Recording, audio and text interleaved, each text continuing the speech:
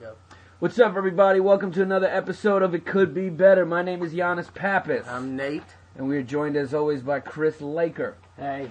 And we also have a very special guest, funny man, actor from Z-Rock, professional funny storyteller, our good friend, funny comic, one of the funniest guys around, Jay Oakerson. Hey, no, there's no applause track here. We go how many podcasts in are we? Then we don't have an applause. what is we, 18 now? Yeah. 18. And we can't afford the applause 19. track yet? No applause track yet. They came in. No special effects. It's all raw. We have all actually real. spent $100 on this podcast. We did. Me and Nate went in 50-50 on that. Yeah? And this is it. That's the big thing? Are you still 50-50, doing... and we pay him to come in. We pay Chris Laker Yeah. to answer fan mail. Oh. Chris, Mine's got to take up 5 to 7 minutes a week. Yeah. we apologize if Chris hasn't gotten to your fan mail yet. It's tough for him to go through all the mail he gets, but he will eventually get to your fan mail. There was one email sent by I don't know if he's a young comedian or whatever. This is just to let Jay in, and it was very long-winded and a little. I just made a comment that maybe he wanted it, He likes comments me a little bit, and then He liked me and Yannis. He doesn't know much about Chris. Well, most people don't, but so it's not my fan mail, so fuck him. It's just a running joke we have about. Yeah, so I'm the asshole. Is the Chris choose to live in mystery? Yeah. His life shrouded He's in actually mystery? the more popular one, I think, of the three. Amongst Really? everyone listens. People Yeah, really everybody like it. always Everyone always goes- comments and be like, episode 18 was awesome, but you know what was really awesome? Chris.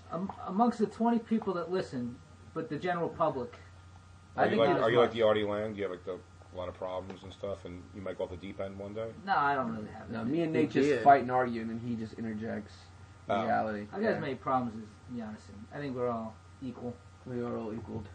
So the Grammys, guys. the The Grammys. We wanted to talk about them. Yeah. Because we watched them. I watched them. I kind of flew through them last night. I watched the whole thing. Yeah. It was awful. You thought it was awful, front to back.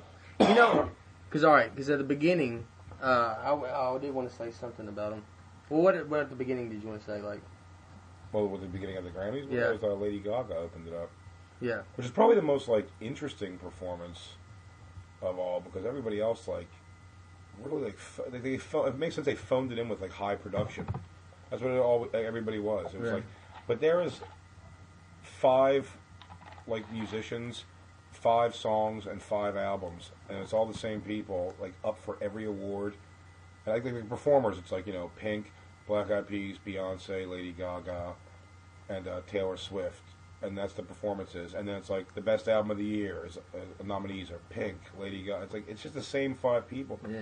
I don't understand why they do that. I know there's Grammys for every. For good music, too. Well, good. Yeah, really, that's my opinion. But I mean, my Taylor Swift won a lot last yeah, night. she really She's did. great. She's phenomenal. But I'm saying, I smell your sarcasm, and I concur.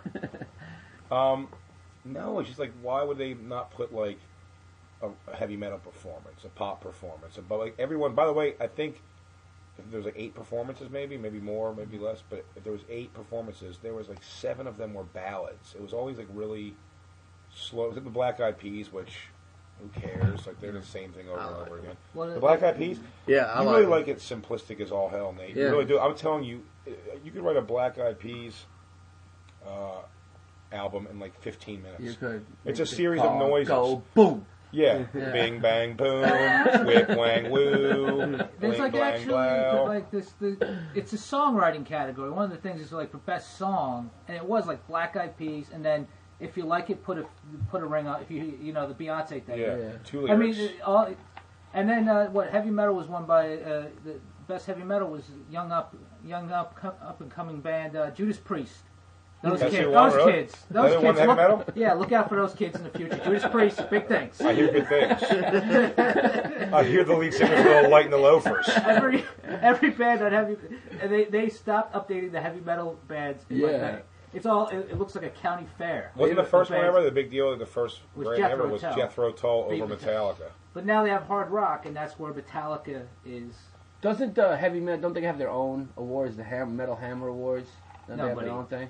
That's Yeah, but But that's so nobody really- low yeah. level. I mean, Yeah. you should be able to win a Grammy as a heavy metal performer. Absolutely. But they'll give them no television burn. But if it makes sense, I almost get you don't want to put a speed metal band or a Slayer or something if you put an album. You don't want to give them their performance.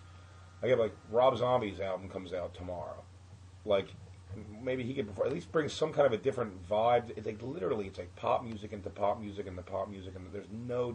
And then like the big deals, like they wheel out Bon Jovi with their IVs, and they crank out. They go. Bon Jovi's going to play one of their shitty new songs, and then you, the audience, get to vote on what song is going to be played next. And the top three were Living on a Prayer, and then two garbagey, like, soft ballads they have. Living on a Prayer wins. They come out and they do one verse of it, and then take off. Yeah. Because they all have to go get their So I hair didn't done see or it, so something. it sounds like it was a pretty disappointing event. I mean, I don't know what I was expecting from it, but I mean, across the board, even like Eminem and Lil Wayne and Drake came at the end, and they did almost a ballad. It was almost like a hip hop ballad. I like that, but I guess because one of them was like, saying stuff that you couldn't say on the Grammys. So literally, Lil Wayne's entire performance was just silent because he couldn't, because he was saying stuff. So you can't even get into it because it's just breaking it up. I assume the song was just called "Fuck" with 17 U's. Yeah. That's what the song goes. It was like, I'm driving down in my car. Beep. And what would it be? A beep for like. No, there was an just obnoxious amount of not time. a beat. No, they just left it silent. So there was just chunks of silence, and you would like see them, like literally, I bet 8 seconds. You would just see them like the other guy just mouthing stuff, and then you're just sitting there going, I can't hear anything, and it just broke the entire song up. So he didn't have a censored version of the song prepared? Yeah, that's there what must you be. should. It's a radio song. Yeah. Right You there. have to like. He just felt like cursing it up? Well, out of all the Lils, Yeah. Lil Wayne is the most unpredictable. They could have Lil Jon, Lil Bow Wow. Lil Kim. They play by the rules. Lil Kim. Lil Kim. There's a lot of Lils, but Lil Wayne, Lil loose Kim is cannon. He's a Lil loose Kim's. cannon.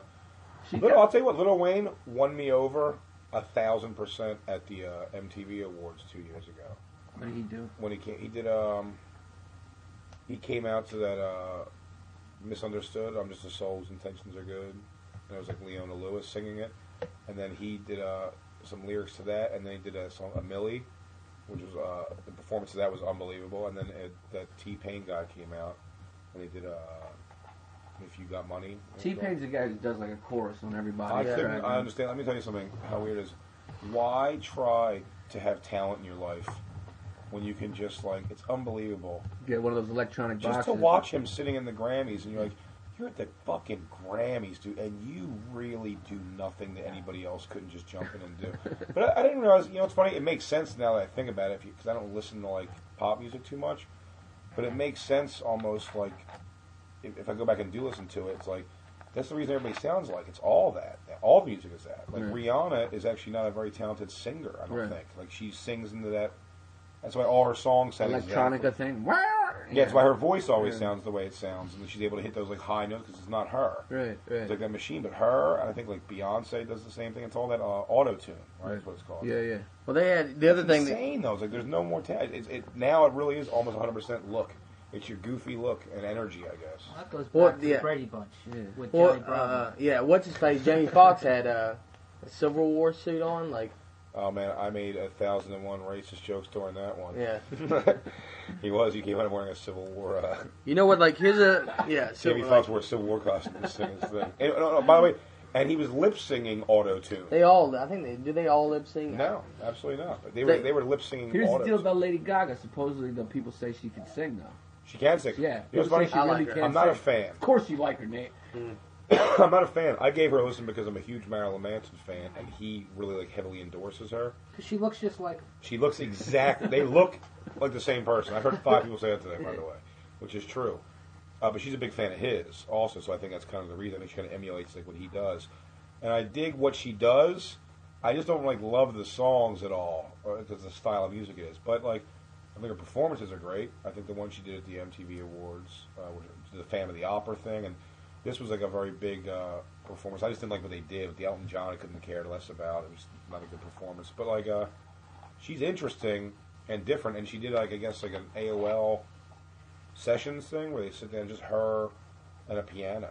Sing her songs acoustic. And then she is a talented singer apparently. Yeah, that's what they say. The other thing they had on there, which is frustrating, they did the Michael Jackson thing where you're like, all right, am I supposed to know I gotta have 3D glasses now at home to watch the Grammys? I think that's they did it in 3D, and you're like, where can I get through? How am I supposed to buy 3D glasses? Avatar, they're just trying to capitalize on that hype.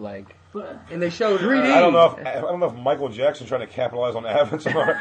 Michael Jackson probably a little more hype than that. No, I mean just the 3D aspect. the way they They because it was like Did you see his white children come out and give a little speech? By the way, they have no idea what they're doing. no. They're clearly not his children. No. It's such He a weird adopted thing. them, I think, to play with them, probably. I mean that's I what's think he funny. adopted No, some victims, yeah. he got Macaulay Culkin's sperm, impregnated that fat nurse, and then made those babies. Is that your theory? Genuine? I read that somewhere. Macaulay Well, Culkin? they say they might be Macaulay Culkin's kid. That's speculation. Well, he hangs out at Eastville, so we could ask him. Macaulay Culkin, and Marco at He's Eastville, tiny, who right? knows him? How small is he? He's so No, I feel like he's like my height. Like, short. No. yeah, It'd be funny if you just went up and asked me. Yeah, those are my kids. I realize he just seems bigger because he's always slapping his cheeks and screaming. yeah. Well, that was like the 3D. He's a short What's dude. funny, like the Michael Jackson thing, is really like every time it shows now, like when it's in 3D, it's like we're gonna watch him like rape these kids in 3D. Like he raped these kids, and we're like, we miss him, and you're like, I mean, we think he raped children. So does everybody find? Like, That'd have been a great Acquitted. 3D. Yeah. He was acquitted. Yeah, he was acquitted. That would be a great 3D if Michael Jackson's unzipping his zipper. Yeah. And his weird black and white wiener comes right at you. They also had like what's funny is like You think his dick looks like a black and white cookie? Like literally, it's like a line right down the middle. when Lionel Richie, he said, all right, he goes, so we're gonna do something for Michael Jackson. And he named the singers like Celine Dion, Usher, Jennifer Hudson, Carrie Underwood. Where's the dartboard? Yeah. They were throwing like, we're gonna have a pretty cool Michael Jackson duet. We're gonna get Johnny Cash's sister. Like no one made any sense at all. Fergie. He said it though when he introduced them before they did the song, but they came out like it was supposed to be a surprise that each of them were coming out. So you were like, well, why don't you just let it be like if you let them all come out individually, then you see everybody go, oh, that's Celine Dion. Oh, that's like. But he just mentioned them all, and then he's like, and here they go. And they're not just all standing out there; they all come They separately make a out. weird entrance. Yeah. And it was you didn't see that at all. I was didn't it? see any of the graphics. I mean, Michael Jackson was pretty bad. What a weird conglomeration of people. And by the way, they brought them there to do. They were like a background choir. Yeah. Like it was just Michael Jackson playing over the loudspeaker, and they'd be like, "Yeah, what I'm talking about." Like none of them did Were anything. people crying? Were people bawling? And they all stand. It's hard there, to like- tell because they were wearing old timey 3D glasses. There was Yeah. something funny about Jay-Z sitting there and Beyonce clapping and wearing like the genuine like one blue, one red. What 3D was glasses. what was the point of the fucking 3D thing? Because Well, it was in 3D, yeah. but it was like. But it was yeah. nothing to do with Michael Jackson. It was Yeah. just a girl in a field, a little Yeah. girl in a field, so you wouldn't get any funny ideas. It was a girl. A little girl in a field with like, butterflies. And, Yeah, he like, never touched a little girl. I think we could all agree on No, that. yeah. I think the girls were safe. Nobody's even okay, suspicious you know what? of that. If this group's ever come together on one thing, it's that he's totally gay for young boys. I think There. they Finally, Yannis and Nate will come together. We will on come this. together on that point, Yeah. right? It might have- You think you touch the kids, right? Yeah. maybe it was some weird beyond the grave shit where he had every kid that settled out of court with him was sent 3D glasses. As a stipulation of the settlement. Hey, sorry what I did to you. Enjoy this tonight. I leave to you 2 roller coaster cars. You and- will do- never I be do, safe. I do think that song was unbelievable. Like that. Like, They do? Yeah, I like that song a lot. It's amazing though that people cannot exercise cognitive dissonance when it comes to Michael Jackson though. It's like Hitler had some pretty sweet paintings too.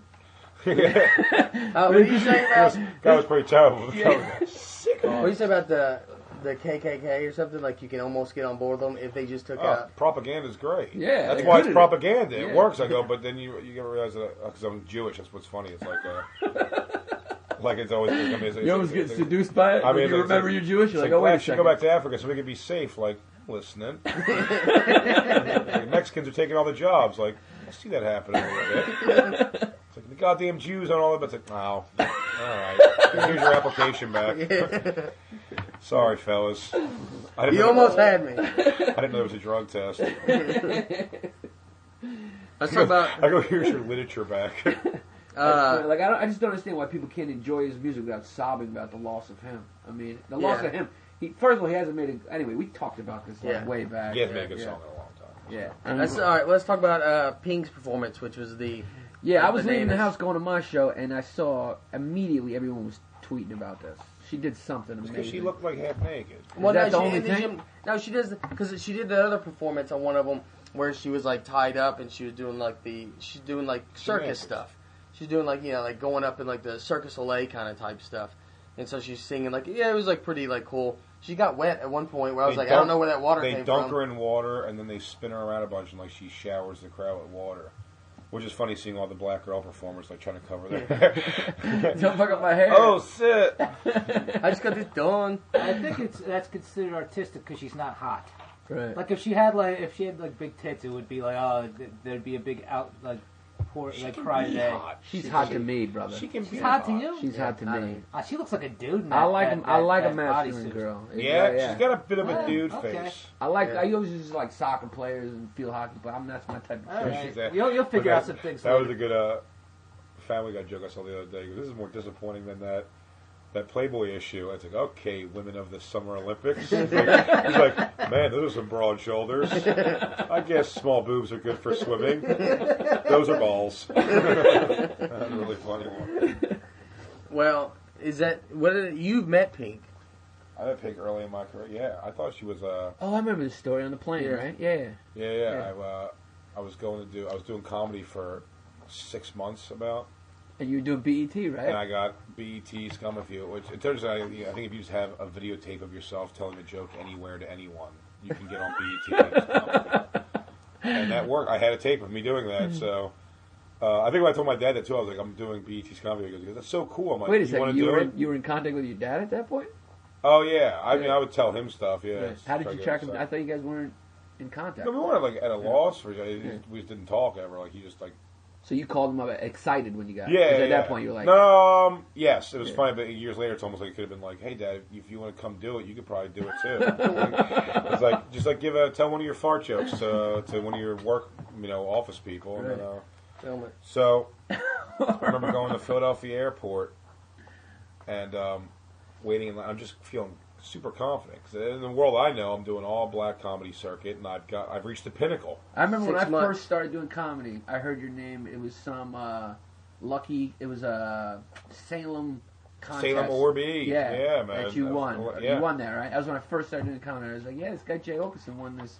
You got like $5,000 for that, right, or something? Wasn't it? No, I was supposed to be the year before. It was something like that. Right. The year I won it was. I mean, it worked out. Paid off in dividends, I guess, ultimately. But I won a weekend at Caroline's opening for Kim Coles. They like to keep it as black as possible with your winnings. And I think with menthol cigarettes. and a carton of Salem's. Yeah. That's also what I got, which got me smoking, which was nice. Right. So you came up strictly doing the black rooms. So yeah, well, I would go to the white room. They would literally, I'd go to the white rooms, and they would come at me and they go, let's find me and Kurt Metzger. It was very white.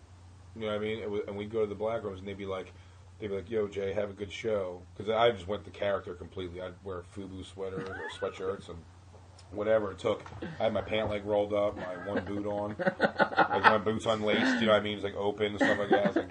I think one time I wore wide receiver gloves and a Warwick Dove jersey. I did everything. I had a big chain with a cross. I'm Jewish, but it was just like... Literally anything that these people I get on stage, they would go, all right, I'm listening. Instead of being like, fuck you, black boy, which is what they would do to Kurt. So whenever we do like these black shows, me and Kurt would go, they'd always go to me, they'd go like, yo, Jay, do your thing, man. Crowd's hot. And they'd go to Kurt and they'd be like, yo, man, you got to come hard with this shit, man. You can't come up there bullshit. But Kurt had such better jokes than me or anybody. They used to call Kurt Bring Him Back Kurt because he would go up there, they'd yell corny white boy and curse him out. He'd leave the stage uncomfortable and nervous. And then the host would have to go back up there and goes, come on, y'all, this guy's funny, man. It doesn't matter that he's white, man. You got to listen to him. You got to listen to him. He's got some funny jokes. Come on, we're going to bring him back one more time. We're going to bring him back, Kurt. And no one, by the way, can get the word. For some reason, black comedians couldn't get out Metzger. Just wouldn't happen. Right. So if they don't understand a name, they won't pronounce it. Charlie Murphy still calls me Janos the whole time. It was just Janos. Yeah, you would hear people saying Yannis. It was just Janos. Yeah, and every kid I grew up with, whatever they wanted my name to be, was what it was. It's fucking bananas, dude. They can't hear the correct. Everyone said to me, they go, why do you go by Big J Oakerson? I go, well, because I kind of branded Big J because years of doing shows where I had like TV, like Bad Boys of Comedy, White Boys in the Hood, and you're talking to these people who know me, and it's like, all right, Big J, what am I saying now? I'm like, just go with J Oakerson. And they go, J Oakerson, got it. And then they come back and they go, Oberson? I'm like, no, Oaker, like oak tree. Think of oak tree, Oakerson. Pretty goes, Oakerson, got it. And they come back in and goes, older man. And I'm like, Big J is fine, dude. I'm not gonna be a mango and make it. It's like so 1,000 true. I don't know times what worse. that is, but there's something. So about Kurt, they couldn't get out. So what's funny with Kurt's name was they go, he would say Kurt Metzger, and they go Metzger, got it. And what they would do is they would always forget. So by the time they wouldn't even try Metzger half the time, they would just fill. They would stretch the word Kurt out like long to fill up space for like the cadence of a last name. Kurt. So they were like, they make some noise for Kurt. I said it sounded like the 12 on remember Sesame Street 1, 2, 3, 4, 5, 6, 7, 8, 11 Kurt. And what you got? Dude, bringing back Kurt was hilarious. So I'm trying to think where I'm at in this thing. Pink. You were Pink. Go back to Pink. Yeah. So You're pretty excited. You're on the plane. pretty excited. I'm doing this thing, and I'm feeling cocky for maybe the first time in my life. Comedy 6 months, and I'm doing television, and it's like the pinnacle of like the black comedy time. There's no Def Jam, nothing like that going on. Right. It's just comedy. The only reason I'm doing it, by the way, at the time is also there was an after strike. I don't even know what that means at the time. I don't know what after is or any of the unions or. So like, there's an after strike, so they're taking a lot of people. Whatever. I'm like, cool, and they go, well, here's why. They paid you $150 in a check, by the way, taxable, and they don't put you up and they don't fly you out. But they suggest the hotel where they will transport you to and from, which is expensive. It's like a hotel Marriott. So you have to pay for everything. Everything. My grandmother helps me out with the money. And as I'm getting ready to head out there, A white Jewish grandmother helps you out with my white Jewish your- grandma helps me get the BET comedy. And I just heard her go, oh, it sounds wonderful. I'm going to be there with Diggy Daz and, Shuckety Duckety is going to be on the bill, I believe, Grandma. Tommy Two Smoofs. She's going, it sounds like wonderful. So, yeah, sure. So, I, at the airport, just feeling cocky. I'm feeling good, and I see this girl, really cute girl, I thought, at the time especially. She's wearing like a denim jacket, denim jeans, and like she's holding this giant Pink Panther thing, and she has a blue bandana on, and you see the pink curls come out the side. And I'm just talking to her, and she says her name's Alicia, and I'm like, Jay. And I'm just feeling confident to hit on this girl, basically, I'm like, and I'm just trying to lay right away quick. I'm like, oh yeah, I'm heading out to Atlanta to do Little thing. Comic View, BET. She's like, I love that show. That's really, you're a comedian. That's so cool. I'm like, yeah, whatevs. I guess that's cool. I'm like, what are you going to Atlanta for? You live there? You live here visiting people? She goes, no, I'm from here. She goes, I'm actually going there to finish my album. And right away I go, she's trying to one-up me. So I'm like, I lose interest immediately. I'm like, oh, gives a shit. Whatever. She's full of shit. She goes, yeah, I'm on LaFace Records. And I'm like, all right. And I'm listening to enough rap at that point because of my surroundings that I'm like, I know LaFace Records is like Outkast and stuff like that at the time. Yeah. So I was like, oh, like Outkast and Goody Mob and stuff. And she goes, oh yeah, Big Boy from Outkast is actually doing a guest spot on my album. And I'm like, right. Like, I just don't believe it. Yeah. Now what's hilarious is I'm being so cocky and shit. And I go, all right, well, and I go, so you sing? What's your full name? And she goes, oh, it's Alicia. She goes, I perform under Pink, and I see the pink curls of hair coming out of you. And I go, oh, Pink is the all right. And in my head, I literally said, I remember going like, that's gonna catch on. Pink, what a dumb fucking name. Yeah, it's gonna be super popular.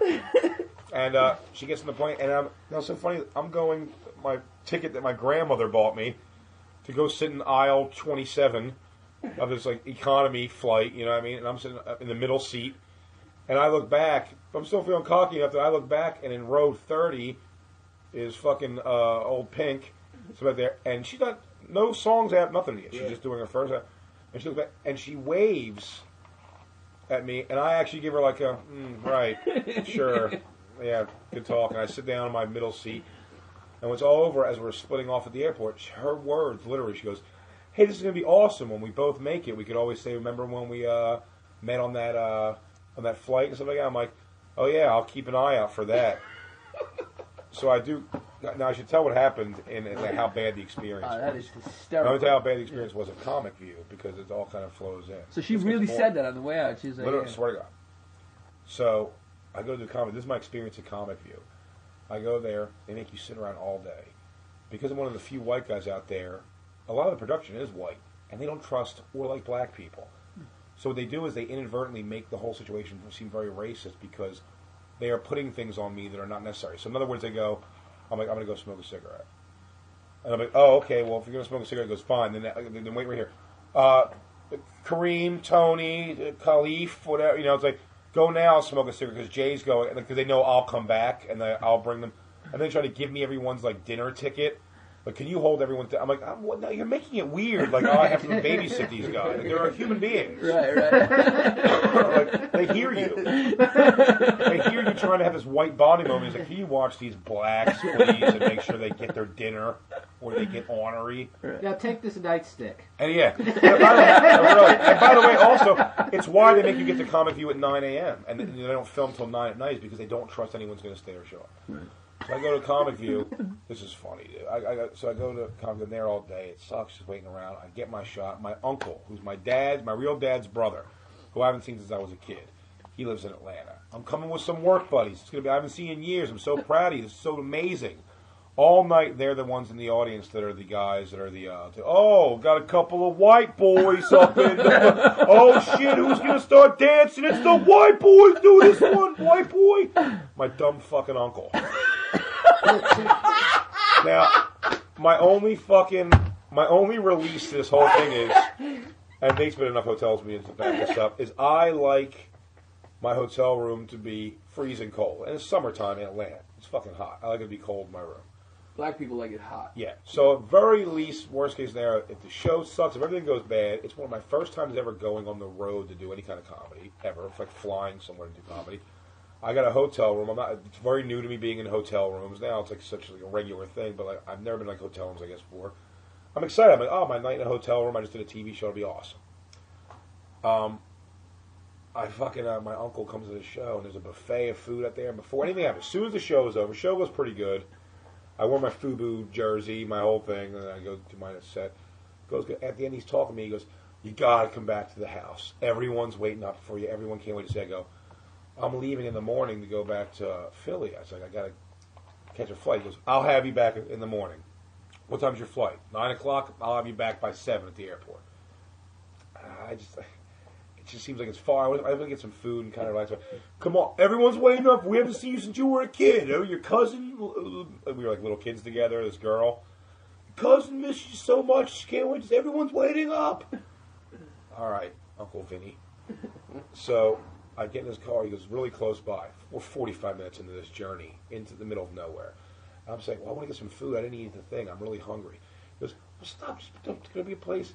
He goes, look, there's a Food Line right by my house. Now, Food Line strikes a bell in my head because I watched a documentary, maybe not a year before that, specifically at Food Line's, like a Southern franchise, I guess. Yeah, it's a grocery store. Grocery store. At Food Line, doing weird shit like they were busted for like repackaging like salmon as tuna fish when it changes colors, and repackaging turkey meat and saying it's ground beef when it's not, like just gross shit. And I was like, I don't want to go to Food Line. He goes, there's a Subway open, and I'm like, really? Like Subway? I'm like, all right, fine.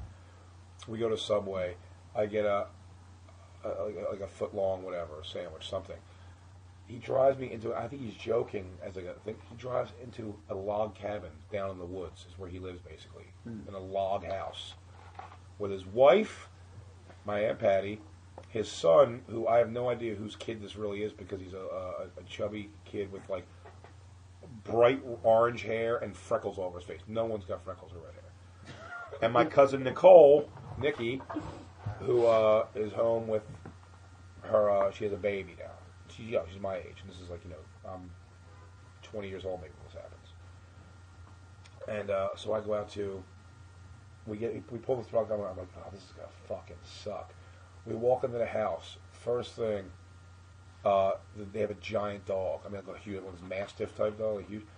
Comes over, just annihilates my sandwich. That's the first move the whole time. Comes over, drills the sandwich. Gone. Nothing I can do about it. So I'm sorry, I'll make something. I go, oh, it's fine, I'll wait till the morning. By the way, no one's awake. No one's waiting for me. No one's even any idea that I'm fucking showing up. Not one person. He goes to try to tell my aunt. He goes, she's cranky. I hear her go, it's like, why do you bring the people home this time of night? And I'm like, all right. He's like, she's cranky. She'll talk to her in the morning. That's fine. I'm like, all right. He makes his little chubby redheaded kid come out of the room. I basically drag him by the arm, and he's like, huh? And I'm like, hey, buddy. He's like, hey, and goes back to bed. He's like 12 or 13. He goes, sit down. He goes, your cousin's going to be so excited when I tell her. I'm like, I thought he said everyone was waiting up for me. He goes, I told him that it's fine. He goes to get my cousin Nicole, who comes out. She looks awful at the time, and she's sitting there, and she fucking but she's asleep, and to be fair, she's like asleep and everything. She's down, and I'm trying to eat some garbage they gave me, like a snack, and she starts riffing off the story. She goes, so my kid's half black, right? And I'm like, no. I go, that's cool though. It's like I go, I'm making jokes. Uncle Vinny upset about it. She goes, he is, but it's not because he's black. It's because he's black, but he's in jail. And I'm like, oh, for what? I go, as a joke. I'm like, oh, for killing a guy. She goes, he didn't kill him, but he did shoot him in the face, and he was trying to kill him, but because he didn't die, he actually only got manslaughter. So it's only going to be like 15 years. I was like, all right. I go, and you're waiting for him, I guess. And she was like, oh yeah, love him. I love him, but I fuck a lot. Like, so that's the insane story that's going on with there. And then she goes back to bed. 15 minutes, all this happens, and it's over. This is why I had to come back to this house. Party waiting for you, huh? Yeah.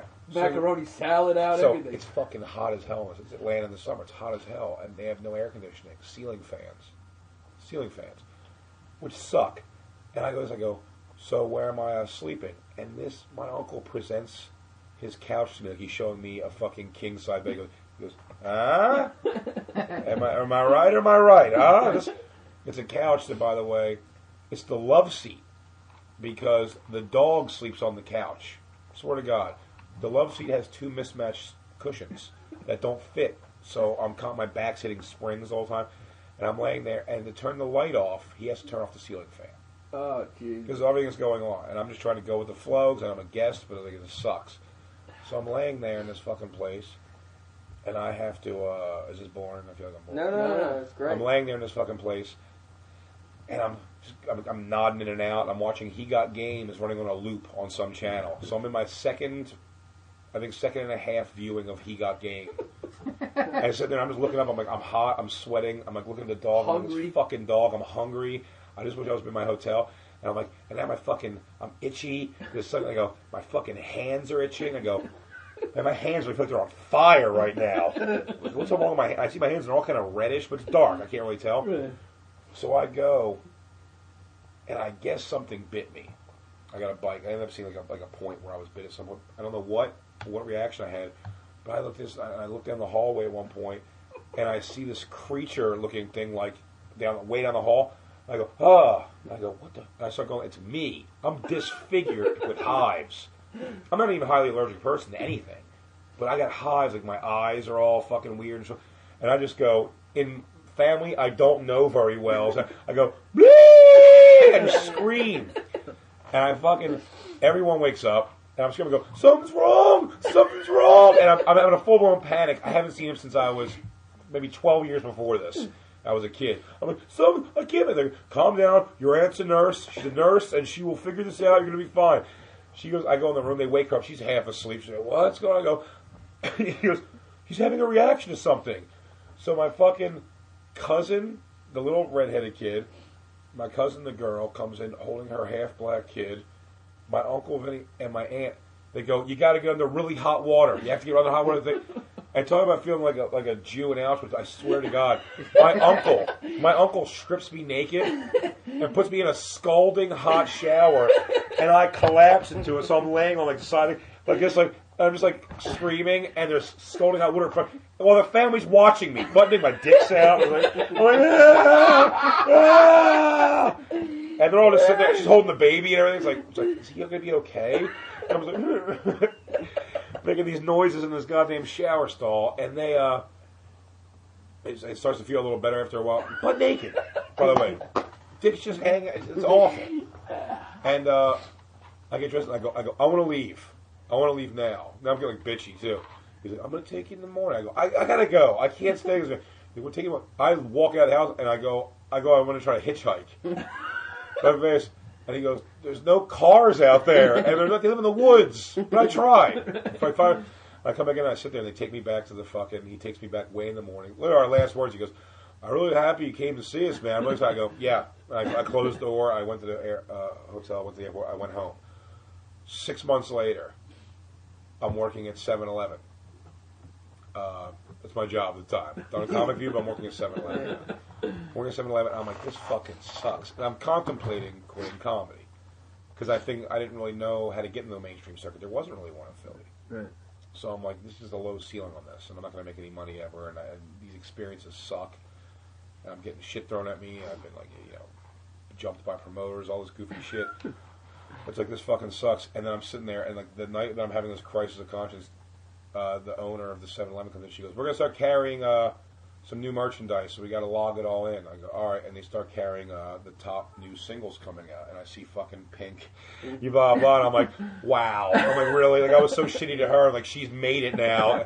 When we both make it, blah blah blah, and now I'm fucking. And then the worst was like Dean Edwards. I told Dean Edwards that story, and he was on Saturday Night Live.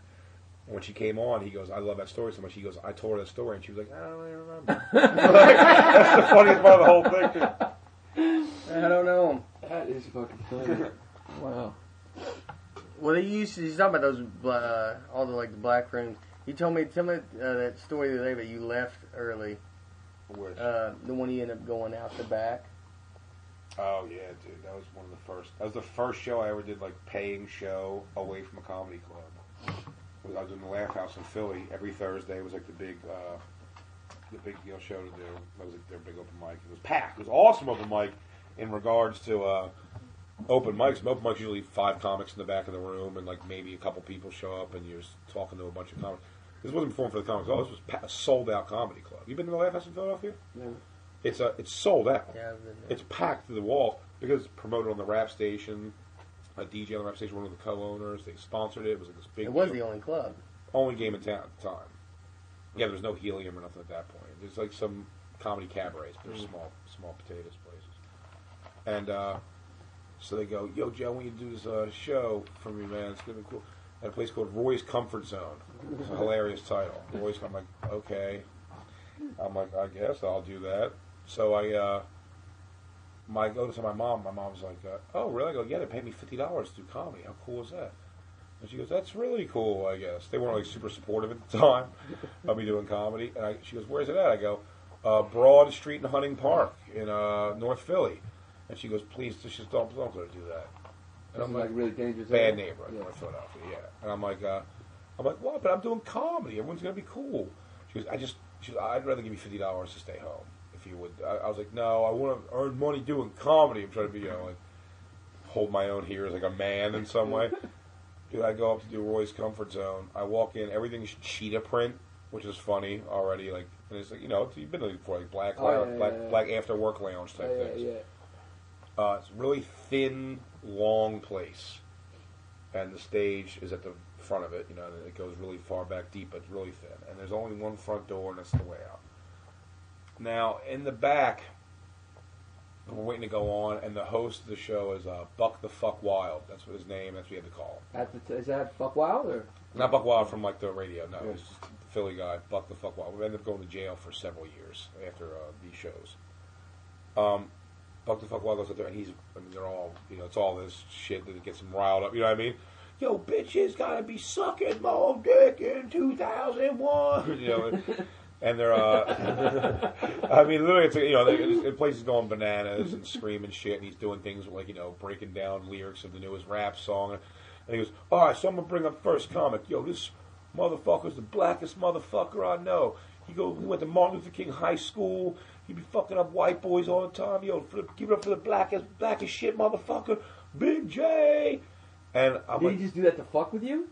Or? I think just to be funny. Right. But it's my first time it's my first time away from this comedy club.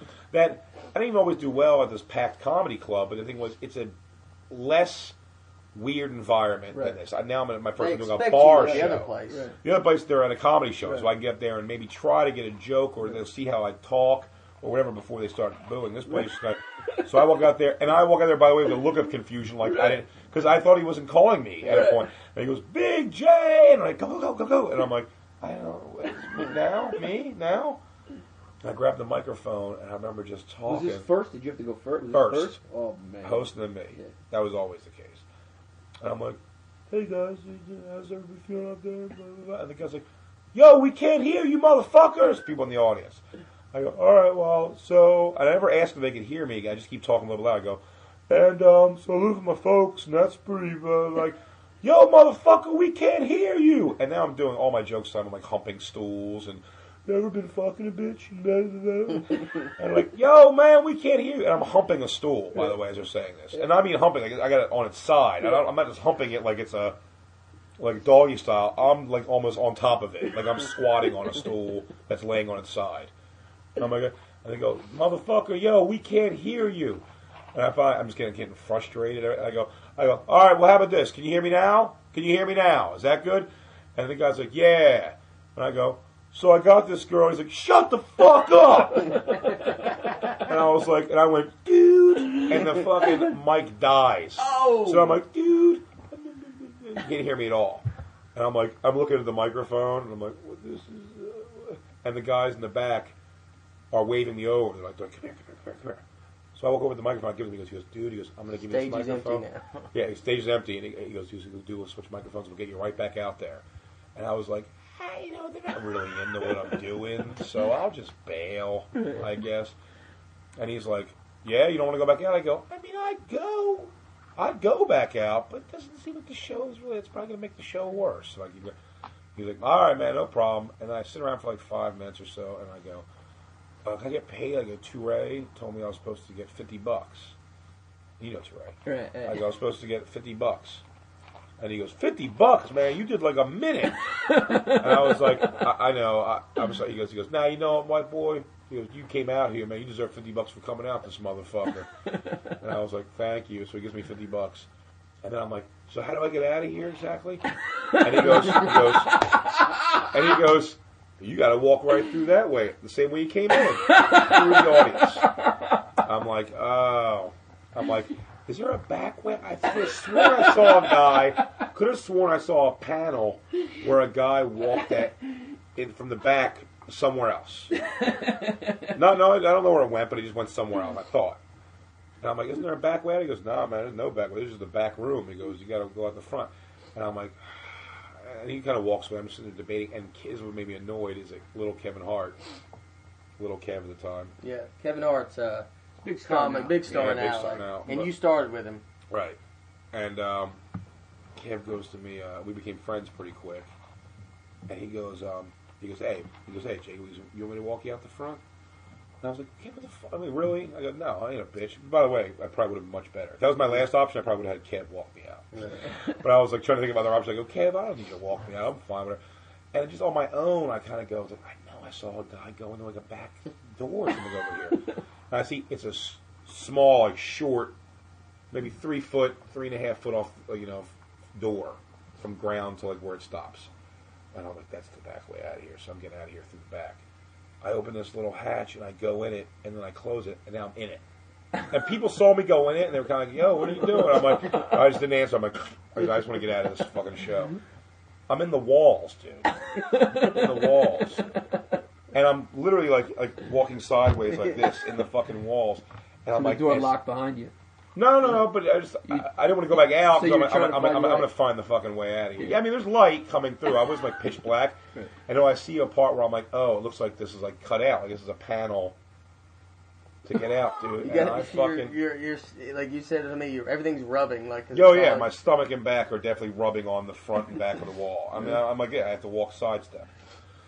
I push this thing out, and the panel falls down, and I'm in the kitchen of the place next door. And all this guy saw was his fucking his wall come crashing down, and a fat guy in a FUBU jersey going, "Oh, hey, sorry." He's like, "What are you doing in my kitchen?" He's like yelling at me. He's like whacking something with a cleaver, like it's like almost like a cartoon. And I'm like, I just gotta. He's understanding what I'm saying. I'm like, I don't want to go back because my whole thing is like, I can't go back. Right. Because to squat down and come back, like just emerge metal door, like, hey guys, you were right. That really wasn't the way out at all.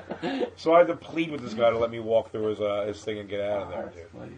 What was the other one with the stage, being on stage with Norton. But yeah, this was one of your first big. You lived here at the time, or no?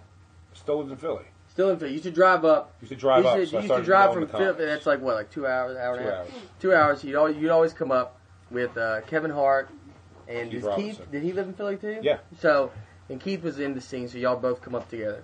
Keith Robinson mentors Yeah. both. So I just like through meeting the people, Jim Norton and Patrice and all these people, I was able to finagle my way into getting, and also knowing the people at the rock station in Philly, and then the 94 YSP, which had Stern and Opie and Anthony in the afternoons before all like their shit went south. So Norton's on Opie and Anthony, and he's selling out all out of nowhere. Norton's now a sellout draw. TLA in Philadelphia, famous theaters where Dice did his first special. Dice Man comments to TLA. I'm like, and they go, yeah, we'll give you like the first spot. It's Keith Robinson and Norton. Keith's opening, but you can go up and do like 7 minutes to open the show. Great, it's packed. TLA, I go up there and it's just Philadelphia audience. So it's like 2,000 people probably. 1,000 maybe. 1,000. It's not a huge place. It's just like it's a theater though. It's 1,000 packed, standing room only. And they go, all right, Jay, you're going to go out there first and get them going. You're really going to love this, man. It's going to be awesome. This crowd's great. You're going to be great. Cool. So the voice of God comes over and goes, everyone welcome to... They just drop the lights and no warm-up, nothing's cold. Jay Oakerson, or Big J, whatever so they say. And I walk out there and I grab the microphone. One of these raving animals. You ever performed in Philly before? Yeah, they're animals. They're fucking animals. Yeah. I'm from there. I'm telling you, they don't behave right. I grab the microphone and I go, hey, and they can't hear me at all. Mike's dead. No sound coming through it. And they want Norton, right? They just want to see Norton. They thought they was going to say, hey, everyone, how you doing? Here's Jim Norton. Right. And it's pitch black dark, and there's a spotlight. Yeah, there's a spotlight. Standings can't move. And it's not mobile. So if you want to be seen at all, spotlight with the microphone stand.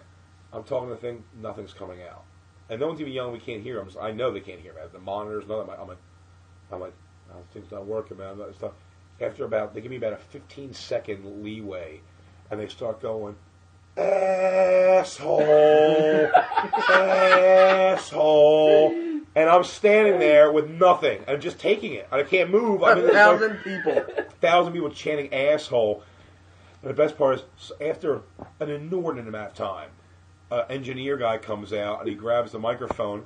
I just stand there in the spotlight still, asshole, and the guy's got the mic and he's doing the thing, and they just keep saying asshole, and I know it's for me, by the way, but I'm going, I guess the guy's working on his knees doing something, and I'm like, I know, right? Like this guy. I keep pointing him with my thumbs. I'm like, oh yeah, I know this guy's an asshole, right? And they're like, no, you're an asshole. And then he gives me the microphone back, and it's just so funny to learn how to get Philadelphia crowds. And part of the development of my filthy comedy is that he hands me the mic, but he goes, here you go. And I go, oh, thank you, everyone, thank you. I go, hey, who's getting some pussy tonight? And the place went, I killed. I got him back, but man, talk about those That's awkward what's moments on stage. That's the thing about stand-up comedy is, would you ever start a job where the option might be 1,000 people and chant asshole? Just imagine all that energy coming at you, just 1,000, like a ball of a collective energy. They all hate you, directing it at you. Oh, yeah. It's hard to tell anyone how that feels, man. It's like it's impossible. That's what I'm trying to say. It's like, and you realize how many people have never performed anything to feel sympathy for that, because I would. When I see somebody like eating it hard, not so much like open mic. That's just kind of some of that's funny or whatever like that. But like when you see people, it's cringeworthy, dude. Like I'll sit and watch like Notorious Bombs on like YouTube and stuff sometimes, and some of them really make you go like, "Yeesh, dude." That one on Who's Got Jokes? You ever see that one, dude? Yeah. It's one of the greatest clips you've ever seen. This guy is Dave Lester. I know him. I know him. Yeah, I know him. Dude, he goes out there. First of all, he does some shadow boxing before he goes on, which is great. They line him up for this one. He goes out there and just eats it from the opening gates. Eats it hard. Seems like a nice enough guy. I feel terrible for him. Did he post it or somebody else posted it? Somebody else posted it. It says the worst comedian in the world, Dave Lester. Yeah, trust me, it's not. Yeah, he didn't post it. So he goes up. He goes up there, and I mean, he is getting nothing from a live studio audience. I mean, packed. And then he has to stand there. That's what I'm saying. I don't know how long he's been in comedy. And maybe it's just like myself. How I don't think he's been doing it that long. Yeah, maybe not. Or maybe I just evolved in some way that I would have. There's no way I would have sat through this. And then he sits there. Bill Bellamy comes out and makes fun of him for a couple minutes. Then he turns over to the judges, who the girl from Steve Harvey's show, Ray J, and some other chick. Oh God! And you got to sit there and let them tell you that you suck. Oh, and they do. God. They go. Maybe comedy's not for you. Oh. And you're like, really, Ray J? Yeah. Is it not? Right. It's Like, fucking brutal. I mean, that's what I'm saying. And then he comes. And then, by the way, then there's a round 2. So he has to come back out, and then his jokes didn't work. Then he has to spin a wheel of topics, and when it lands on it, he'll tell you what to do. So he goes. So he lands on Michael Jackson. And they go, all right, Dave, do your thing. And he goes, woo! He does like a Michael Jackson, like scream. And then he goes, how about that Michael Jackson, huh? He goes, who like Michael Jackson here? Raise your hand. Little boys, raise your hands. And they go, oh. Because they hate him already. Yeah, exactly. It's like he couldn't do anything, right? Yeah. He goes, no, I'm just saying, he did it. He did it. And so, I got some kids, man. I got some badass kids that go, stick to the topic! Dude, he just eats it front to back and he just let it go. So I watch it. But I do have like a genuine compassion where it's like... Yeah, because we know how it feels, man. But I do put fault on him because I'm like, well then, dude, don't do television. Right. There is something to be said for that. It's Absolutely. like, don't do television. Right. You really put yourself at the mercy of the... Like when you do a contest or something, you put yourself at the mercy of some idiot judge who's going to tell you... I mean, I would never put myself through that. Yeah. The only thing that was why I said I'm doing those tours this summer that I feel like... We didn't... Explain to you. I'm going on tour. I'm going on one tour that I can't announce yet in May and June, and then July, August, I'm on Mayhem Fest with Korn, Rob Zombie, and a bunch of other bands. And I got to go on stage, I believe, 3 times a day. Now, the only thing that's the saving grace of it is that I've just been doing this long enough now to understand. I already know I'm going to walk up there, and it's be 25,000 people. So if 2,000 listen and 1,000 leave there fans, or at least into what I do, or get me in some way, or just even look me up and find my come in line, it's worth it because I do understand already that I'm going to go up there and it's going to be silent assholes. Yeah. So they're going to be like, I'm like, hey, how's everybody feeling? Fuck you, fat motherfucker! Right. You can't see who that is. Right. Someone's going to throw a shoe. Someone's going to do. So you just got to be funny as best you can in the environment. And I think I will. I think I'll be fine. But I'm saying but it's the understanding of that and not going out there with that feeling. So I'm saying the guy shadow boxing and stuff like that. Like, that's hilarious, dude. Like, those bombs. Like, so it's funny to, that's almost a fun pinnacle to come to. Well, you've been doing it's almost a fun thing to come to do comedy where you go, it's like, I've quoted this before, too. And it's just like, it's awesome to know that I can kill. I think I've killed before for an hour and a half. I've done, solid, really strong the whole way for an hour and a half. Probably tops I've done. But I can bomb for 3 hours. Right. And I think that's a better thing to say. It's like, I will never get nervous. For 3 hours of hostile environment, I can sit there and take it. You'll leave before I leave. Right. I'll say something to this audience that makes you start filing out. You'll never get me. And that's almost like a fun place to get to. Well, you did Insane Clown Posses. Yeah, I did all right in that, though, actually. I didn't do too bad. The best heckle ever, man, Mike Vecchione. Because they do it. They have their own little... The Gathering of the Juggalos. It's 3 days. It's not small. It's 3 days long. The Insane Clown Posse, this thing in Southern Illinois. No, but I know. I've heard of it. It's Joey Gay did it before. Joey Gay said he loved it. Yeah. He did great, but... Well, So, I don't know what he's talking about. I mean, well, he screams, so... If it was, Yeah, but look, he said he did great. I guess he did great. I don't know. It seems impossible to do great. I did fine. And when it was all over, me, Luis Gomez, and Mike Vecchione, people came up that they loved the show, but it's insane. And, it's not conducive for comedy. I mean, it's a tent at 2 in the morning in the middle of the woods. Right. It's packed. And it's hosted by a clown named Upchuck. And he's an older guy who's not a good comedian. He's probably not even a comedian. And he goes up there and tries to host. And he goes, I'm going to do 15. I'll get him warmed up. I'll get him going, blah, blah, blah. And I'm like, all right, you're going to do 15? All right, that's cool. So I go, Lewis, you do 15. Mike, you do 15, 20, and then I'll go up there and do 45. All right, cool. I tell Lewis, Lewis, listen, I know what you want to do here. Because everyone's, by the way, just blatantly, openly smoking pot. It's not even hidden in any way. And there is cops and stuff walking around, but gas masks, those the bong gas masks they're doing, all this crazy pot smoking shit. And I go to Lewis, I know you're going to say something about smoking pot and have him hand you joints on stage and shit. I go, but please do me a favor because this guy's going to suck, this clown. So I go, so please just do jokes so they know they're in a comedy show. Right. Try to get some jokes out. Right. He goes, So Upchuck goes up there to do his 15 minutes. He goes, "Hey, Juggalos, how you doing, huh?" And they contradict everything he says. Oh man. He goes, "Yeah," he goes, "I see a lot of you guys out there smoking funny cigarettes, huh?" And they go, "It's weed, jerk off!" And he goes, "All right," he goes, "Oh man," he goes, "What is that?" He goes, "Is that a gas mask bong? Is that a bong made out of a gas mask?" And you hear a guy go, he goes, "Yeah, stupid, what does it look like?" And he goes, "God damn, I'll tell you," he goes, "only the Juggalos," that's what they call their fan. And he goes, like, "Only the Juggalos can come up with something like that, a gas mask bong." He goes, "Actually, they're available everywhere." And he goes, "All right, so we're going to get the show moving. Bring up Luis Gomez." Luis, remember, dude, jokes, man. Do jokes. Don't start doing the weed thing.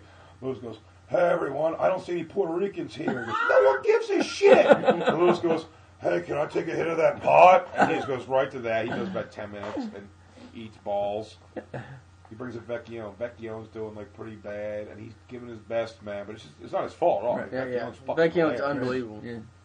He's hilarious. Just not a conducive environment for what he's trying to do. Yeah. And I remember like at about 15, he was supposed to do like 20 or so. At about 15, I told the clown host, I was like, "Listen, I'm gonna let him know he can wrap it up." So I mean, like this is like prolonging just abuse. Right. He goes, "Yeah, you want to cover the time?" I go, "Look, if you need me to cover the time, I'll cover it. But trust me, if I do a half hour, it's plenty. But I mean, like, I'll do 45. All right, you can. So Mike looks over me on the side of the stage. I'm like, wrap it up. And he goes, "Oh, okay." He goes, "All right, guys, I'm gonna get out of here in a second." He goes, "But I want to tell you guys about a dream I had the other night." And they go, "Fuck your dreams!" And he goes, "All right, guys, I'm gonna take off. Good night." And I went out there and I did like 5. I mean, like people really, that's the mistake, is that people really do believe, actually Tony Roberts, man, he's a hilarious comic, told me that a long time ago, man, was he wrong. He got Kurt to go on stage at a Hostile Black show,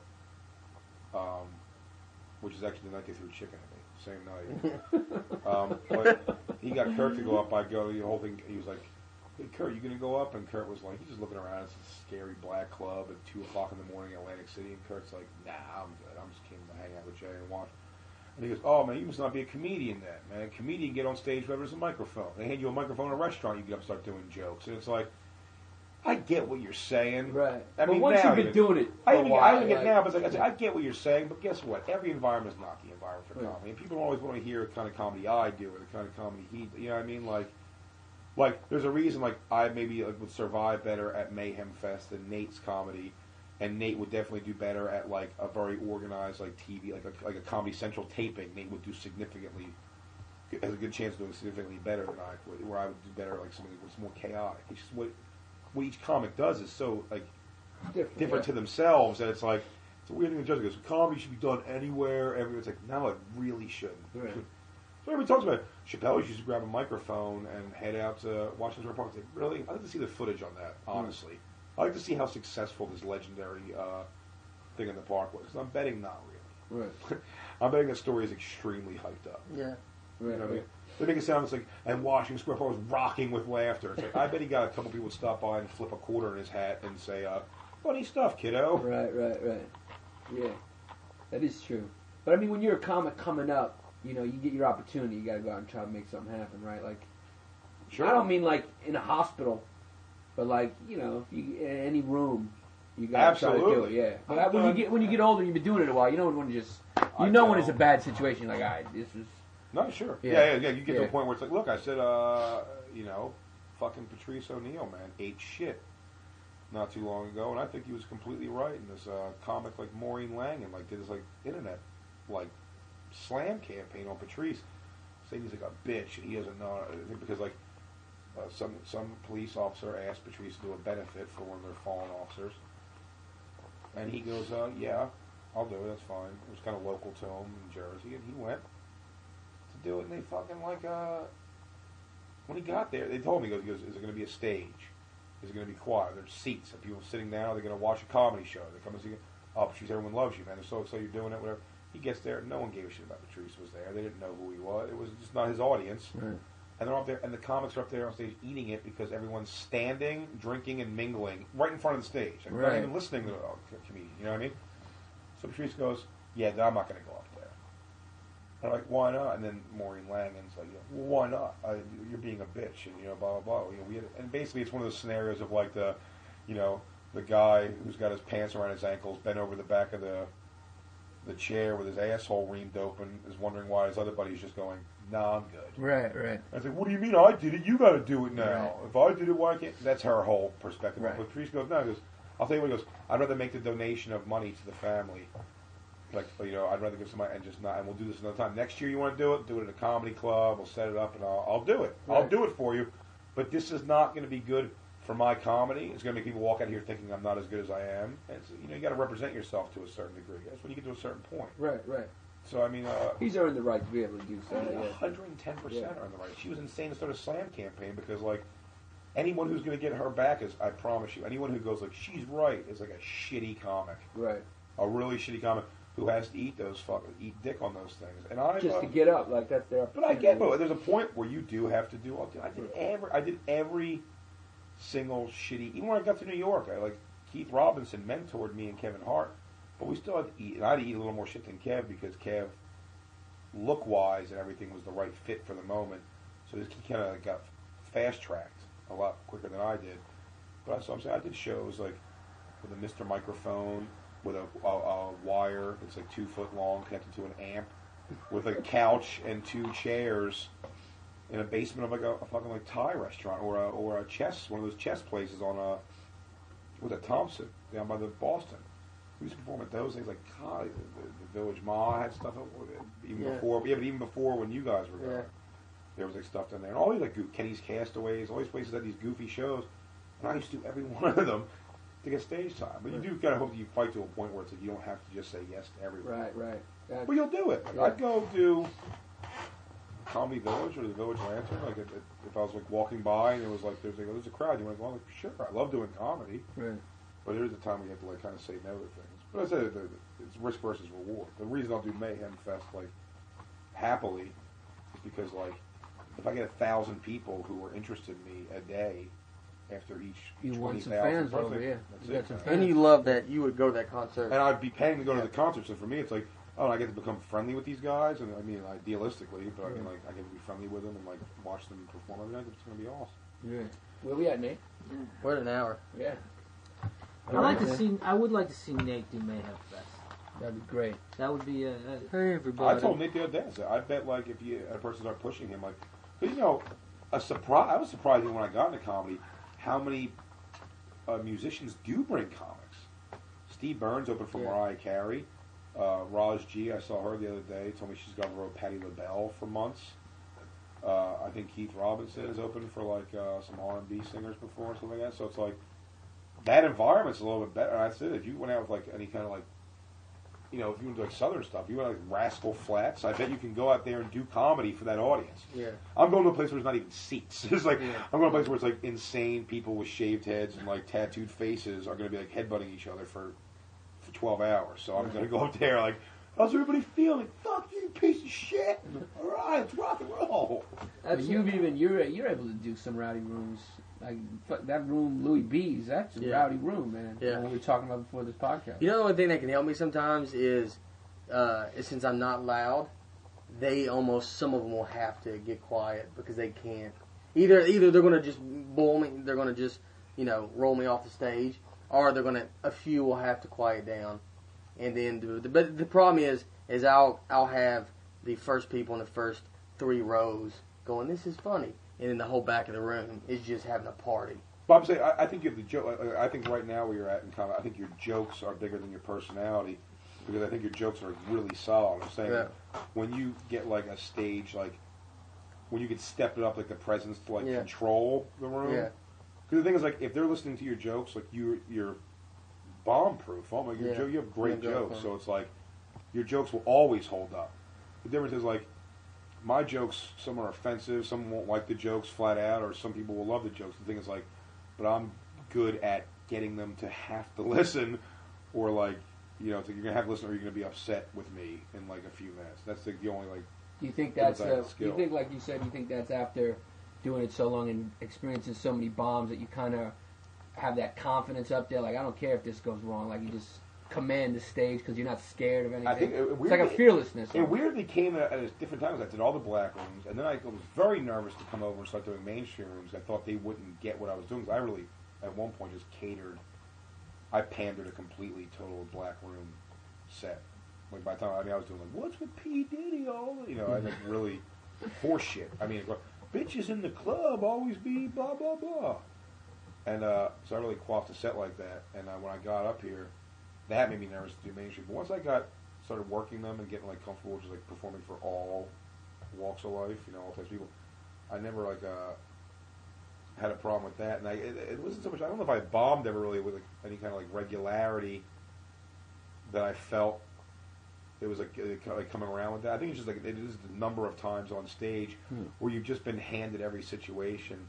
So the worst situation. That's what I said before. So it's like nothing will happen at Mayhem Fest worse than 1,000 people chanting asshole. And the funny thing is, if it does, but the way my mind works is if it does, and let's say I got 7,000 people chanting asshole.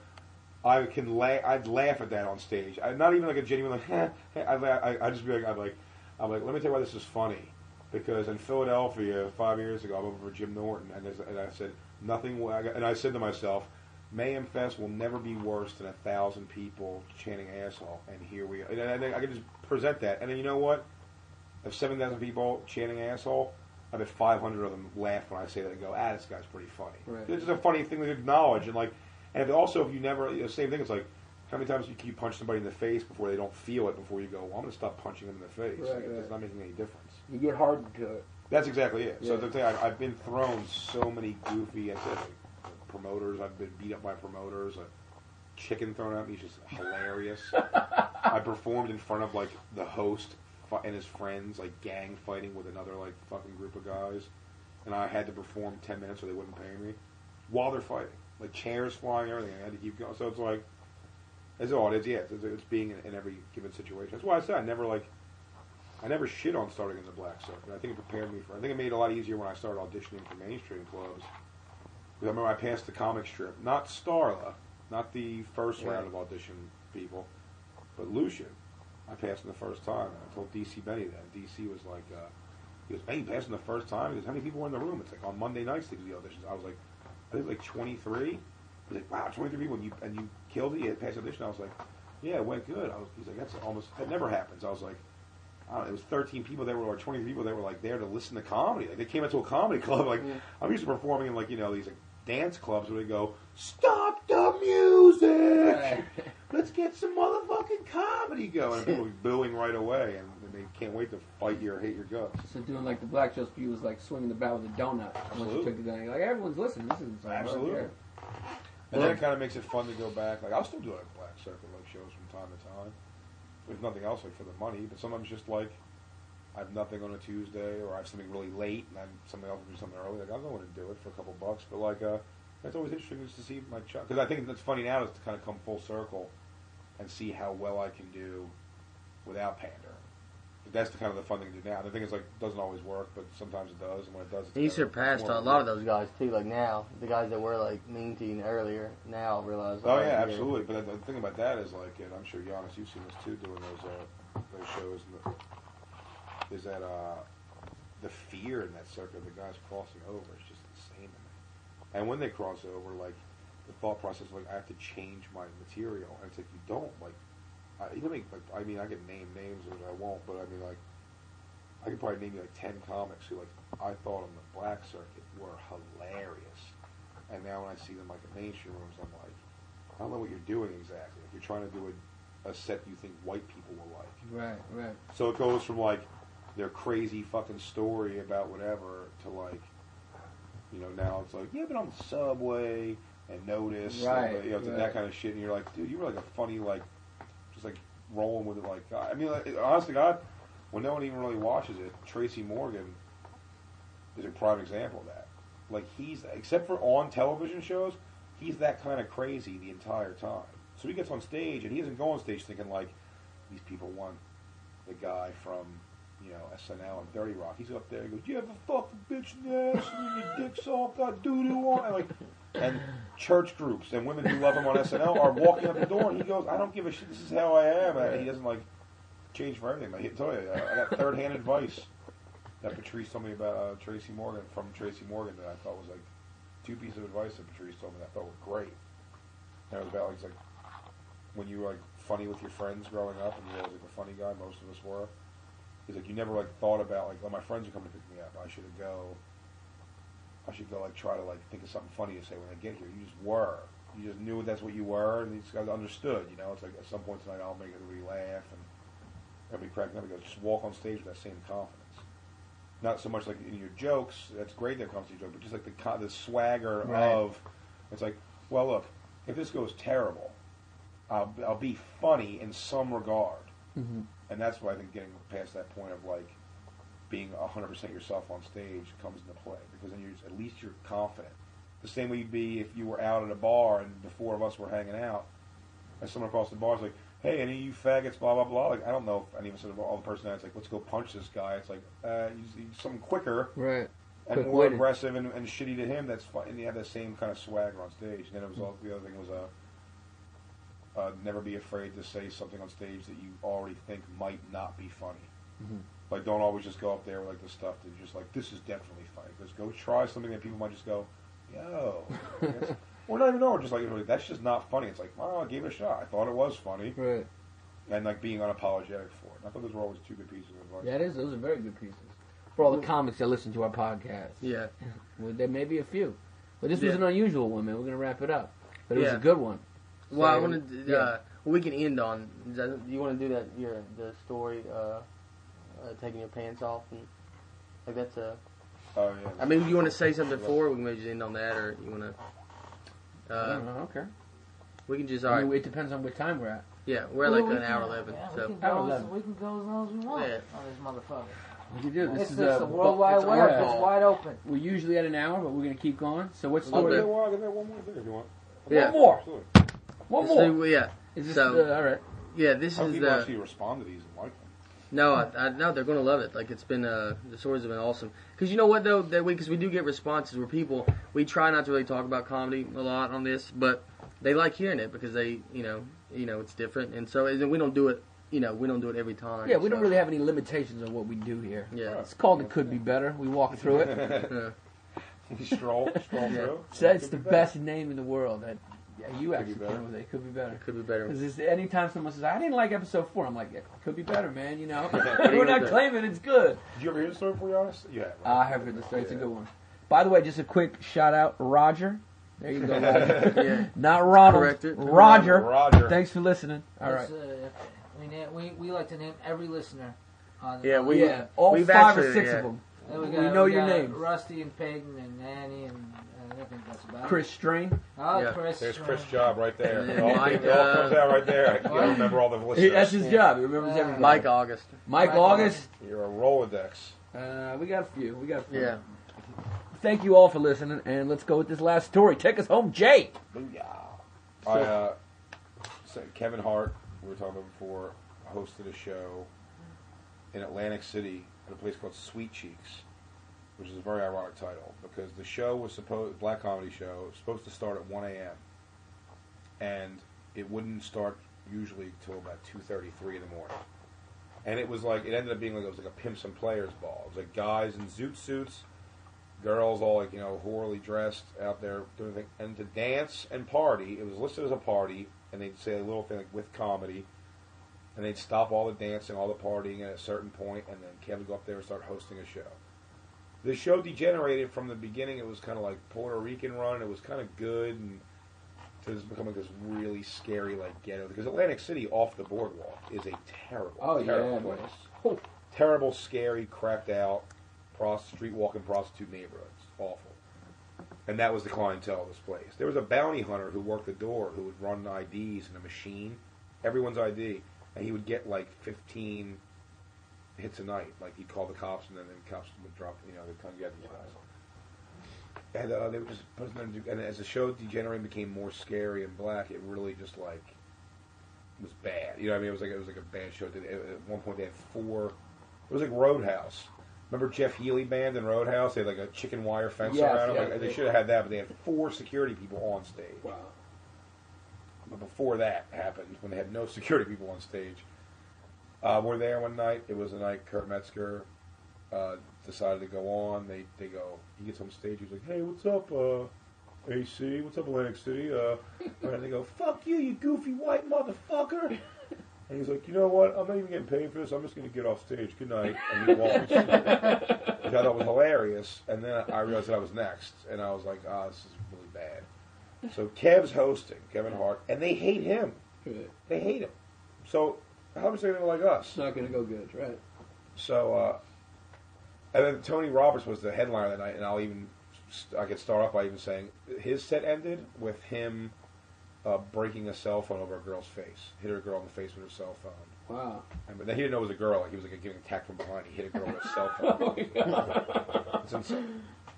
So Kev goes, "All right, everybody, you ready for your next comedian? Bring him stage right now. Very funny guy. I'll give it for Big J."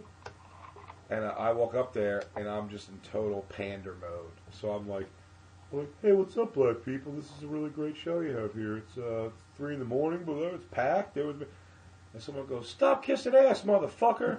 And I was like, "I'm not kissing ass. I'm just saying it's a great show, good people." And then I hear like a thud sound, and I look down, and someone threw a dinner roll at me, but missed. But it hit the floor and like exploded. And I was like, and I realized they were throwing shit at me, and I was like, man. I was like, I go, fuck this. I'm like, I'm not a goddamn dartboard up here. So I was like, I'm gonna go. And I start to walk off stage, and Kev runs up to the stage, and right in front of the stage, no microphone, but we're right in front, very obnoxiously in the middle of everything. He grabs me by the arm, and he starts, and Kev's teeny, he's reaching up to me, he's like, "Hey man," he goes, "You gotta try to do 10 minutes. You gotta do 10 minutes." He goes, "Or they're gonna give you a bunch of shit about paying you. You gotta do 10 minutes." And I'm like, "Kev, they're throwing things at me." And he goes, "I know, but I know these guys are assholes. They're not gonna pay if you don't do 10 minutes." And I was like, at the time, it was like that. The reason I did it so many times, quite simply, was as a brand new comic, being a year, under 2 years in comedy, I would do it every couple of weeks because it paid $300 if you survive 10 minutes. That's literally what it was. You'd survive, and you get $300, which $300 at the time was huge to me. So I drive all the way up to AC from so it made sense at the time for me to do, even though it sucked. And Kev's like, "If I calm them down, will you go back up and just try to think, I want you to get paid. I don't want you to get fucked on this because I'm the one who told you to come down." "Yeah, I guess if you calm them down, Kev, go ahead." So Kev goes on stage, and he's like, hey, everyone, calm down. He goes, "Let me ask you something." He goes, "What are we, animals?" He goes, "We're really acting like stereotype animals over here." He's like, "I bring comics down here that I think that I know are funny. They're funny guys, so you can't just judge them because they're white."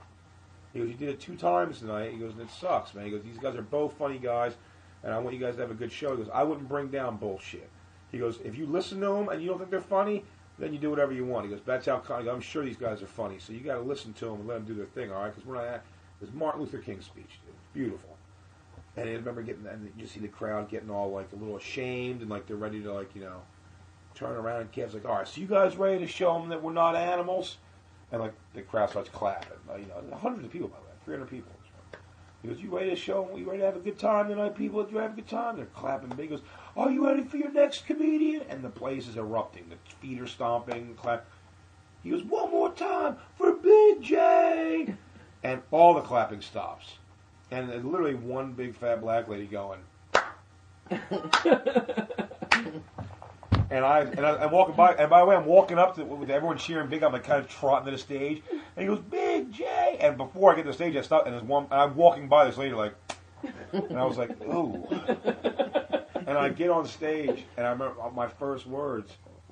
I started exactly where I left. I go, "So what's up, black people? Everyone's got," and just like it's very dark in the audience, like lighting wise, and fucking had that black distance of it, man. Fucking probably 40 chicken wings came flying. I mean, they hit me fucking everywhere. The face, it hurt. It dinged my lip and tooth and my shirt. I mean, just drilled. And I said, the funny was, and they got all over. I bought that day FUBU sneakers, white FUBU sneakers, For us, by us. With fucking, and there was buffalo grease and juice all over them from all the things hitting me and falling down. And I only bought those because I know black people like people that wear shiny white shoes. It's hilarious, and I didn't get paid or nothing, dude. I mean, they hit me with every one. Now, the funniest part was Kev goes back up after that. Because I walked off stage after that completely, obviously. And Kev starts ripping into them. He's like, these fucking guys are animals. We can't have a goddamn show. This is bullshit. And he looks down on the ground, and it's I guess one guy fesses up to doing it in the back. It's like this big fat black guy. And he goes, well, who did that bullshit? He goes, I did. I thought it was funny. And he's like, do you think it's funny? He goes, you fat bastard. He goes, look at this. He goes, there's still meat on some of these, man. He goes, you know you want this chicken, you fat bastard. And this is like years ago when Austin Powers first came out. He goes, you fat bastard, you know you want this chicken? Come get it, you fat bastard, you fat bitch. And then the crowd's getting into that. They're liking Kev now. And he's like, I want my baby back, baby back, baby. Kev's doing the thing. And he's getting into it. And if you know Kev at all, he's very excitable. And he's a little tiny, like firecracker guy. And he's got his eyes closed, and he's working his hips, and he's like, doing his whole like over the top thing, baby back, baby back, baby. And I'm already way towards the back. And I'm sitting, and I see this fat black dude grab a chicken wing, and it's almost like in slow mo. He's cocking it back, and I'm like, Kev! And Kev's like, I want my baby back, baby back. And this guy dead, so whack, dude, right in his face, right between his nose and eye. And Kev just goes, I'm going to bring on your headliner, man. You guys are fucked up. Why this gig pay? It's like, it sounds like this is like something that was set up by like a failed comedian that hit the lottery and just wanted to watch people suffer. No. Like, what it is the audience. No, it is. I'll tell you, and Yannis probably tests this too. A lot of these situations, what they are, it's white owners capitalizing on black people do a lot of self-promotion, so they will pack a place out. Boston Comedy Club ran for several years. Same thing. Several years, absolutely. Yeah. The Boston Comedy Club down in the Village ran for several years. At least the time that I was here, the weekends were always good, but as far as weekdays ran, I think they made the bulk of their money on Sunday night. Now I'm not talking about the waitresses hated the fact that they said black people didn't tip, and then whenever the stereotypical things they would go through fights or any kind of thing like that or shit talking. But at the end of the day, the black show at the Boston Comedy Club was the only show where people were lined up and squeezed in elbow to elbow. So this Atlantic City gig, they were there to see comedy. They were there to hate comedy. They were there to. That's what I mean. It's like it's insane. Yeah. But they would pack the place out to throw shit at Weekly, people. packed out. And would just hate everybody. It wasn't like that every week, I'm sure, was it? Every week. Every week it was exactly like that? Every week, no. I mean, I said that was the same place where the gang fight happened in front of me. Right. I've seen a lot of fights happen outside of this place. It was bad. It wasn't every week. There were some weeks you would just like, it's anything, man. It's like, well, if you know people the are same class and caliber of people every week, I'd say. Right. Some you go up there, and the guy before you was a new guy and said something stupid, and then you got to go up there and be like, oh, I'm not going to blah, blah, and they're kind of on your team. You know what I mean? Right. Like, oh, I wouldn't say no shit like that. That's right. He goes, if you kiss a little ass, maybe it will work. You know what I mean? Where it's like, I wish I was black because blah, blah, blah. I'm like, all right. And then they kind of give you that moment to do. And I've had some good sets there. Very fickle. But what night was it? What night of the week was it? Saturday night. Saturday night. Yeah. And I guess into like a Sunday morning. Isn't the one where, is that this one with the crazy ass? What? The guy told you to bring him up. Yes, I was going to say this. Yeah. Have you said that? That was. I'll close on this one. I'm sorry. Well, I wanted to hear the other one. I wanted to do is you take when the woman goes, Jesus Christ. Oh yeah, the open mic. Yeah. Well, No, here's Mike Epps almost got Yeah. killed at Donnell's room one night at Poke Knockers. He had a room called Poke Knockers. I did poke knockers opening night. Some Jamaicans came in and shot the roof. So, Dude, that Sweet Cheeks place though, that weird that 2 a.m. fucking black show in Atlantic City. They were I go up there. I was hosting it one night. Like Kev couldn't do it, so he asked me to host it, and I was like, yeah, I'll do it for the money. That's probably hosting is probably the easiest thing. You just go up there and talk shit for a minute, and then I mean, I wasn't gonna talk shit, but at least you just go just make announcements generally, and then let them go do whatever. Dude, they fucking this guy comes to me, he goes, he's next. I've never met him before. He goes, all right, man, I'm gonna have you bring me up. I'm bringing you up next, man. I go, what do you want me to say? He goes, just clubs and colleges, whatever's fine. I go, all right. I go, what's your name? He goes, Ignorant Nigga. And I was like, please, don't make me say that, please. So I go, what's your name? I'm like, really? He's like, Ignorant Nigga, man, you gotta say it. And I was like, I'd rather not the lady rather than I say, he goes, "Nah, I'll be fine, man. It's my name, so that's my stage name." I'm like, "All right." So I go up there. I go, "Hey, everyone, this next guy's funny. You see him in clubs and colleges. Make some noise. Bring that nigga." Like it's very quick, and I get off stage and I hand the microphone, and he grabs the microphone and he goes, "You just gonna let that white boy call me ignorant nigga and sit there? My name's Darnell." That was fucking awful. What were you saying? And then we used to take your pants and stuff off. And yeah, how about the best intro ever? Make some noise for him. Because they didn't know Mike. Was it your name or Becky? No, it was just another comedian. It was Dorian Noel. I remember that. He didn't know it. But this guy told him his name. He told the host his name. "I'm Dorian Noel. I'm next." And the guy, he goes, "All right, Dorian Noel. I got it, man. I got it." 50 times I went back and forth. Then he goes on stage and does 15 minutes as a host in between acts. And he forgets his name. He goes, "This next guy coming on stage, you've seen him on BET. You've seen him on Def Jam. You've seen him on Showtime. You've seen this next guy on NBC, CBS, ABC, Jimmy Kimmel, Conan O'Brien." He's just trying to think of his name. Yeah. You've seen him on tonight, and he's going through everything. He goes, "Now give it up and make some noise, everyone, because you've seen him. You also seen him on TV1. You've seen him on this. Clap it up, everyone. Make some noise and show your love for him." And he just walks away, walks off stage. That was hilarious. For him. Oh man. And then the thing. Yeah, we can end on this one. I do. I think I just told. Did I tell this one? Yeah. No. Weird. Which one? Oh, no, I This guess is yeah. Well, I used to get that on my Jay, closing joke. Yes, and Jay is, I think, he's probably one of the best storytellers in the country, best comics in the country. But it's like you said, you would have to adapt, and you can see it. We're seeing with like John Moses, the comic we did. You can see he can start talking like black. He can mix in and out. And Louis B's, he's like a normal guy, but he can go black because he does a lot of black rooms. Yeah. So in you too, like you have to adapt. So you have to get a little extra, like swagger or whatever it is. Right. So you used to do when you first started. When I first started to kill at the end of my set, because that's what I was always. At the time, I wasn't worried about doing good comedy. I was worried about I wanted to go home feeling good. Right. I didn't know if it was a career or not. I hope I was, but so at the end of my set, I was like, you got to go with something big. And a lot of black comics do something at the end where they'd open or close with something. The DJ hit it, music has to come on, they do their thing, whatever it is they do. Yeah, you can do anything to this song type shit or whatever. So my big closer was, I'd say, I had my steppop was like into weightlifting a lot, and so I did a joke about bodybuilding, and I'd be shitting on it. I'm like, bodybuilders, that's so gay, and they wear the little tiny underwear and do whatever. And then I'd be prepared every single set I'd be prepared to do where I'd be wearing tiny, like way too small, thong, zebra print underwear. Tiny. And I was, about this size the whole time. All night I'd be wearing it. I mean, if we went to eat first, after, and chicks, I have on a zebra print thong. It's like that comic Chicks Cooney. You ever work and by the way, I look like a fat...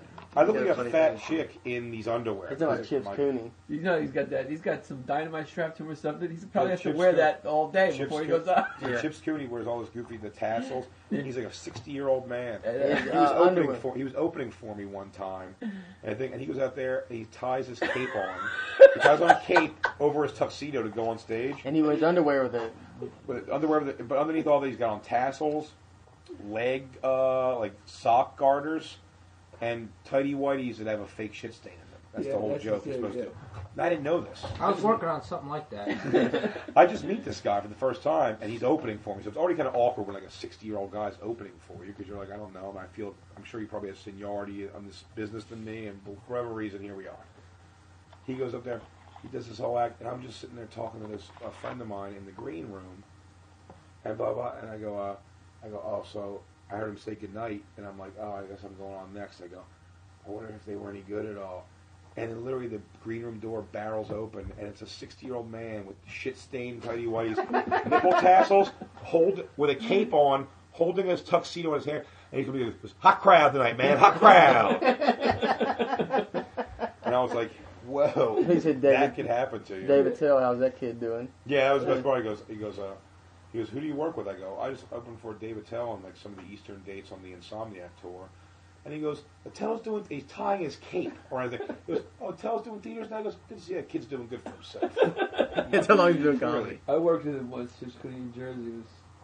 It's like a cautionary tale. You're like, I hope that doesn't happen. Yeah. Man. Oh, it's absolutely. I feel that with a lot of He does this thing with his hair. Yeah, it's insane. So anyway, so I'm back to, so I'm like, the way I do good, I wear the tighty whities, and I'll get down to these tiny bikini underwear. And I'll be posing to the, what I do is I'll say bodybuilders suck or whatever it is, they're gay or whatever it is, and then I have the DJ hit the 2001 theme, that's the, boom, boom, boom. And on every crescendo, I'm possessed by the music, so I take the shirt off on the first one. And I'm telling you, I did this on open mic every week for like close to a year. The shirt comes off, the place is going fucking bananas. Of course, I'm a fat guy taking off my clothes. That's all it is.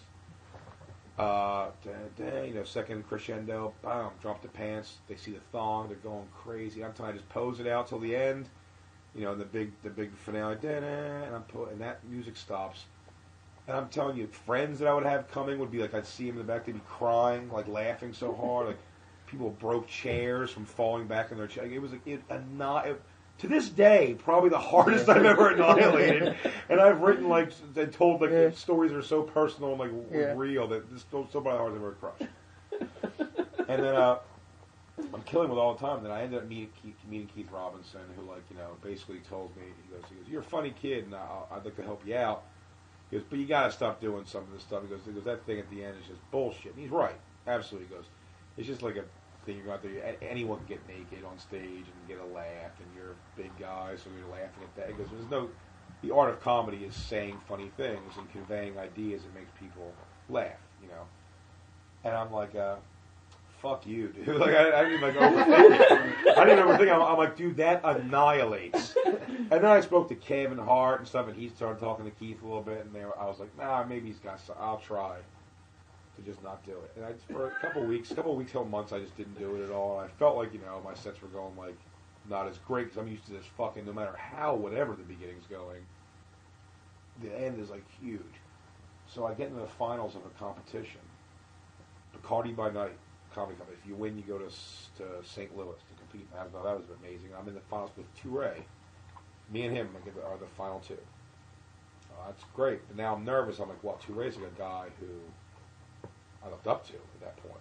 He's doing comedy for years already. He's the first person who brought me on stage confidently. He's the guy. He's a staple already. And I got to go against him now. I'm like, Jesus. So I'm telling the other Mike guys, I'm going to bring back the bodybuilder here. Bring out the big guys. Yeah, and they go, oh, come on, that's not fair. I go, I got to win. I have to win this. And Touré is good. So I don't know if I can beat him.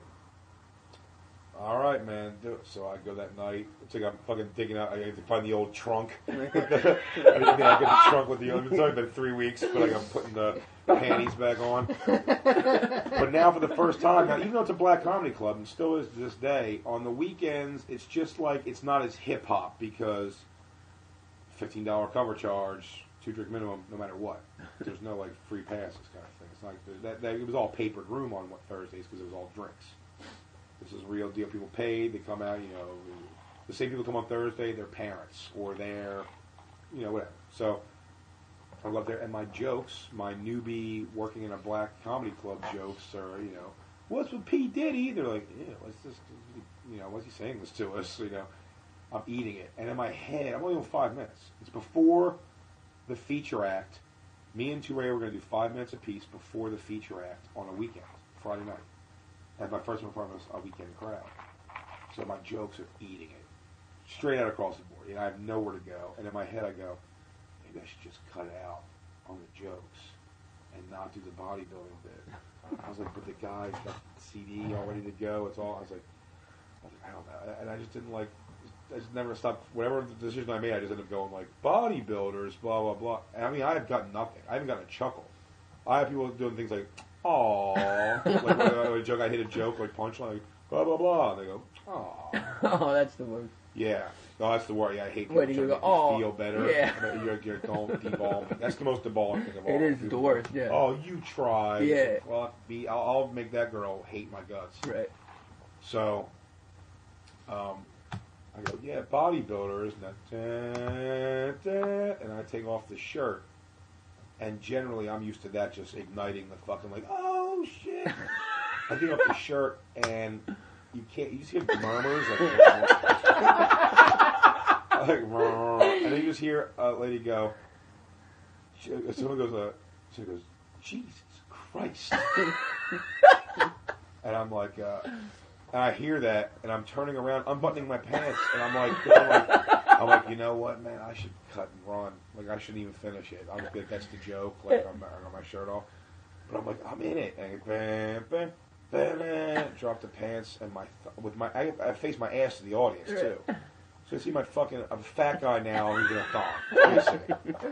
And I go, and it goes, da-da, I drop the pants, and usually I'm used to, like, the excitement, and you hear, like, one lady go, oh, God. And that, and I'm standing there in this Hulk Hogan pose, and that music dies out. And I used to just reach down and, like, grab my pants and hike them up, because everyone's going bananas. For well beyond, the host would come on stage, and he'd be like, oh, man, you believe that shit? And everyone's laughing, like, well beyond, I'm already got my shirt and pants back on, I'm in the lobby before it dies down. I gotta go out there and collect my kudos.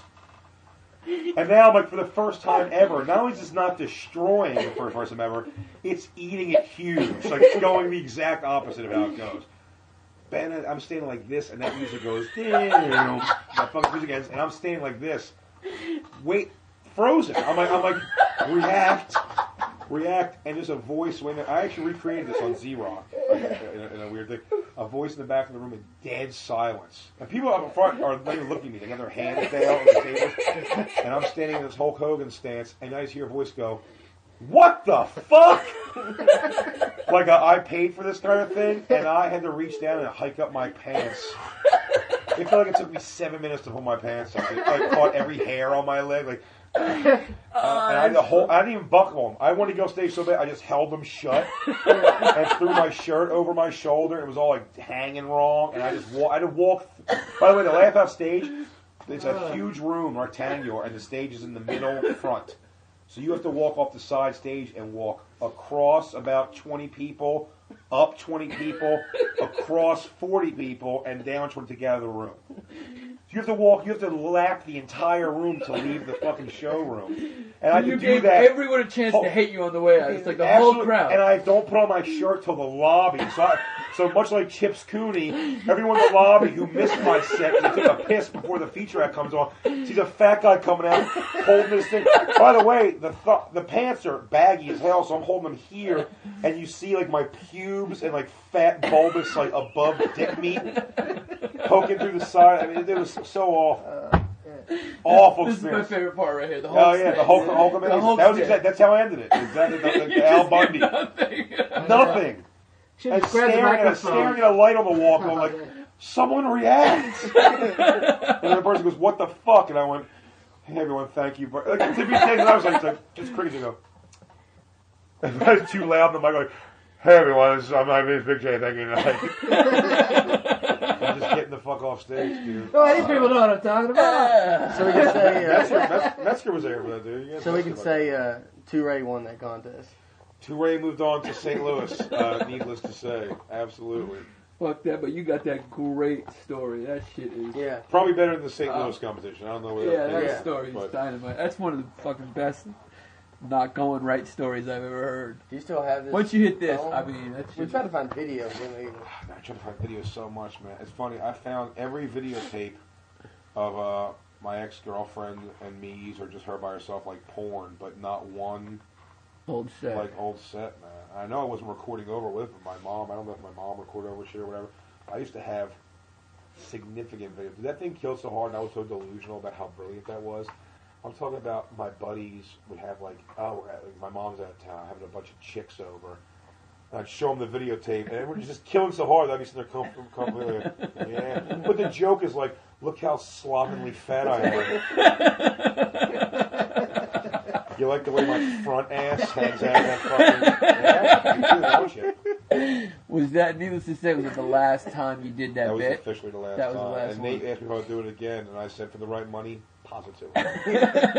So, get some money together. It could be better. If y'all want to see the greatest joke of all time. I don't know if I could do it with, like, the thing is, like, I don't know if I could do it, like, now knowing what I know, obviously, and doing this for, like, almost 12 years, like, I mean, it's going back almost, like, 11 years ago that I did this, but I mean, like, I couldn't do it, if it makes sense, with the same confidence because and you were just in a world lack of irony. Yeah. Like, right now, I'd be doing it, it wouldn't even be as funny because I'd be doing it, like, the visual would be just as funny, but I'd be doing it under the guise of, like, and then I would do this. Like, but at the moment, I was like, this is how the joke goes. Dude, I tell you, when that joke went, though, I was so certain you had to end on some kind of big bang.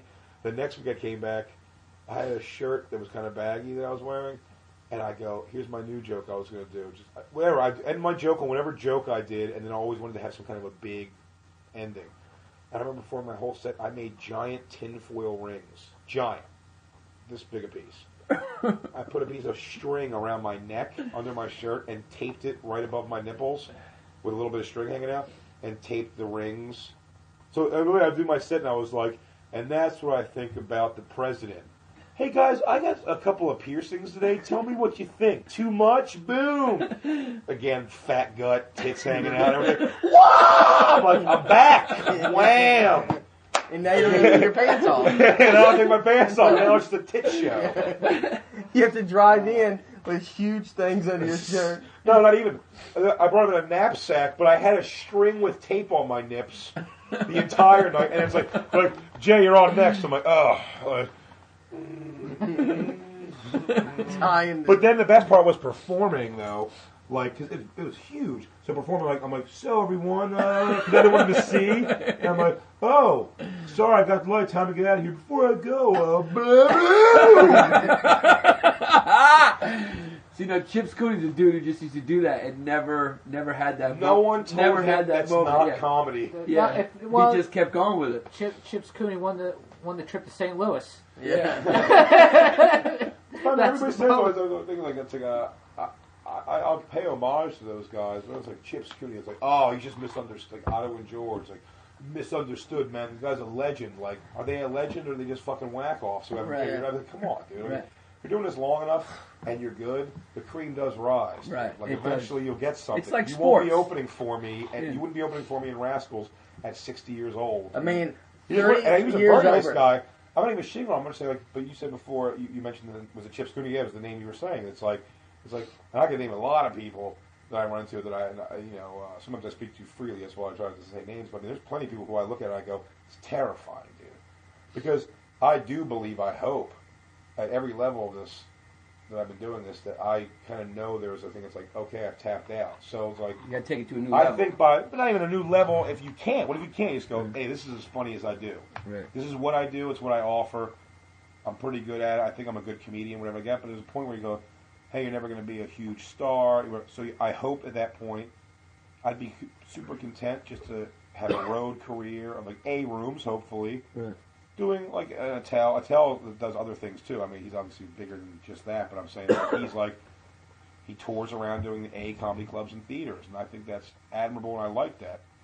If that's where it goes completely. You shoot for the stars, obviously, but if it doesn't happen, to be realistic and go, it's like, well, I'll go make six figures, I guess, and just tone it down a bit and go do colleges. Or I'll try to get on cruise ships that let you be a little, like, more edgy or dirty. But people just don't know when the bail slips. I see guys like, 50-some-odd-year-old guys, like, vying for spots on weekends. It's like, dude, what do you do now? Right. It's like, are you 50? Yeah, are you 55 years old living in like a ramshackle apartment, dude? Right. You gotta think a little bigger than that. Right. Not we all have to be Kevin Hart, fucking. I know what you're saying. Owns a house in Beverly Hills, and I rent a house in fucking Middle Village, Queens. So I mean, of course, different things, but I'm shooting to get to that level. And if I don't, the thing is, like, I have no visions of like grandeur. I'm not like delusional at all. I think more likely, I'll just be a touring comic, maybe, and as long as I have a fan base of, like, a lot of people, I could sell out rooms and maybe doing A clubs, hopefully, mostly. Maybe get some theaters, like A clubs for weekends. I'm happy. I enjoy doing comedy, so I have no problem with that. But some people are still shooting for this thing. It's like, here's what I won't do. It's like, I'll never concede that I'll be 55 years old featuring for somebody. Yeah. There's no chance I will do. I feature now for Attell and Patrice, and really not even anymore. Neither of them really bring me anymore. but I would. And you did Artie Lang. And Artie Lang, which was great. You know what I mean? But I mean... You're trying to get their fans. And there's other people I would, but that's what I did. At that point, these guys are doing me a favor saying, like, well, you're good enough to come here. These fans will become your fans. Right. And that's great. But I mean, like, as far as, like, if somebody asked me to feature for Chips Cooney, I'd just be like, nah, I'm just not going to do that gig. Right. You know what it is? So you think when guys get to that age, they should stop doing it? Like, I just don't know what to do. You don't know, like, why is he... When we shut off the thing, I'll name names. Yeah. Because literally, I'll say, it's like, I don't know what to do. I couldn't even begin to tell you what to do, but it's like, whatever it was, you should have figured it out 15 years before now, even. Right. Because now you're just like, I think the reason they get like that, too, is they stop writing. Once you stop writing, and you haven't wrote anything new in 10 years, you should have quit 5 years ago. It's the ones that make it are the ones that have the turnout of material. So they keep evolving. That's why Tale evolves. Well, you also got to know you got to invest in yourself. If you're putting time in, somebody's booking, you got to realize you're doing them a service. They need a comic to perform a certain service for a certain amount of money so they can make a huge profit. And you're interchangeable. So whatever time you spend... You're a jukebox, especially on clubs in the weekend. Yeah, in the city. Exactly. You're a jukebox. It's like you're a glorified waiter. So what you need to do is invest in yourself. Like you said, like try to win fans over, go to these festivals, get them to follow you on the net. I've had arguments at the comic... Not a long time, but weekends at the comic show, very specifically, was things where it's like, I'll go like 15 minutes over the light. And not any disrespect to any other comics, because I wouldn't do that if I was second to last. I go last almost every weekend at the comic strip on the weekend shows. I go last. I do 15 minutes over the light solely because they give me the light as soon as they drop checks on the last comic there. There's no check spot. And then when the checks are done being paid, every check is in, they throw the light on. And I go, all right, I just did your favor of eating your checks. Right. Now, you have to understand, I have to go to bed on this set. This is the one I'm going to go to sleep on, especially if it's Saturday. It's the last set of the weekend. So that's the one I got to remember, and that's the only one I will remember when it's like all said and done in my head. So if I eat dick on it, I go, so when I'm done eating your checks, then I will begin what I think is 15-minute spot. Right. And do it again. I think it's fair because you don't give a fuck about me as the club owner. You don't give a shit. You don't give a shit. I'm fodder for the background. I could be a band. I could be a jukebox. Doesn't mean a goddamn thing. Right. They're just trying to sell. It's a bar business. Right. The business of comedy is all investing in yourself. That's why I said it's very impressive. Like, I don't have your kind of drive. Like, where my drive all lies in is mainly comedy performance and what I want to do, like with the performance aspect of it. But you starting like the ditch films, man, it's always been very impressive to me. It's self-motivation, dude. I have none. You know how many skit ideas I just have that I just never do anything with? Justin almost had to twist my arm to get me to do that, the Guido Sensation thing. Bring the ideas to us, man. We want to see some shit, No, absolutely, but I'm just saying, but it's the organization. Then it's like, so when you got to film, I got to pick up my daughter from school at 3 o'clock. Right. So it's like, we shoot it at noon, but if you want to do it, we really got to shoot it in the Bronx. And it's like, dude, I don't want to go to the Bronx. I mean, it's a great idea the night before. You know, so you've had that a lot. Yeah.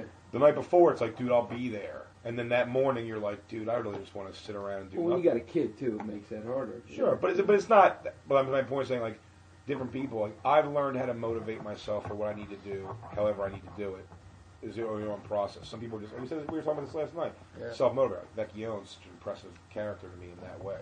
Super self-motivated. Yeah, it's always right. Like, I need to have people. That's why I can't be without a manager, because I need someone that goes like, hey man, I need this stuff from you. You got to go to the copy store and do this. Did you set up your headshot thing? Because if it's just like, I'll sit there and just say I need headshots for a year. I literally will do that. I haven't had headshots taken since I was, I think, maybe 6 years in the company. I'm doing 12 years. Like, so there's people use pictures that are just pictures that randomly were taken, but like headshots. Choose you on stage. Like a $1,000 headshot, like, you know, or a $1,500 like professional, really good quality headshot. Never, not once in my career. My buddy's does them for real cheap, man. If you want some good Nates, he did Soders. Yeah, is he great? Yeah, he's really good. Yeah. Should we stop that? Yeah, we could talk about it. Yeah. All right. Now we'll just turn the TV down and Can we just hang out. We'll see how long people listen. And go. So what was that when y'all just hung out afterwards? I forgot the podcast was on, man. All right. So yeah, we're going to end it, and I think that. I mean, this is a long one, but this was tremendous. So. Yeah, we had a lot of fun, man. Thanks this was a very funny, pure funny. Top to bottom funny. I know sometimes we get serious and blah blah. We're funny all the way. Just in case you were in question at the end of the podcast whether or not it was all funny, we're telling you. All funny. It was all funny. It was all funny.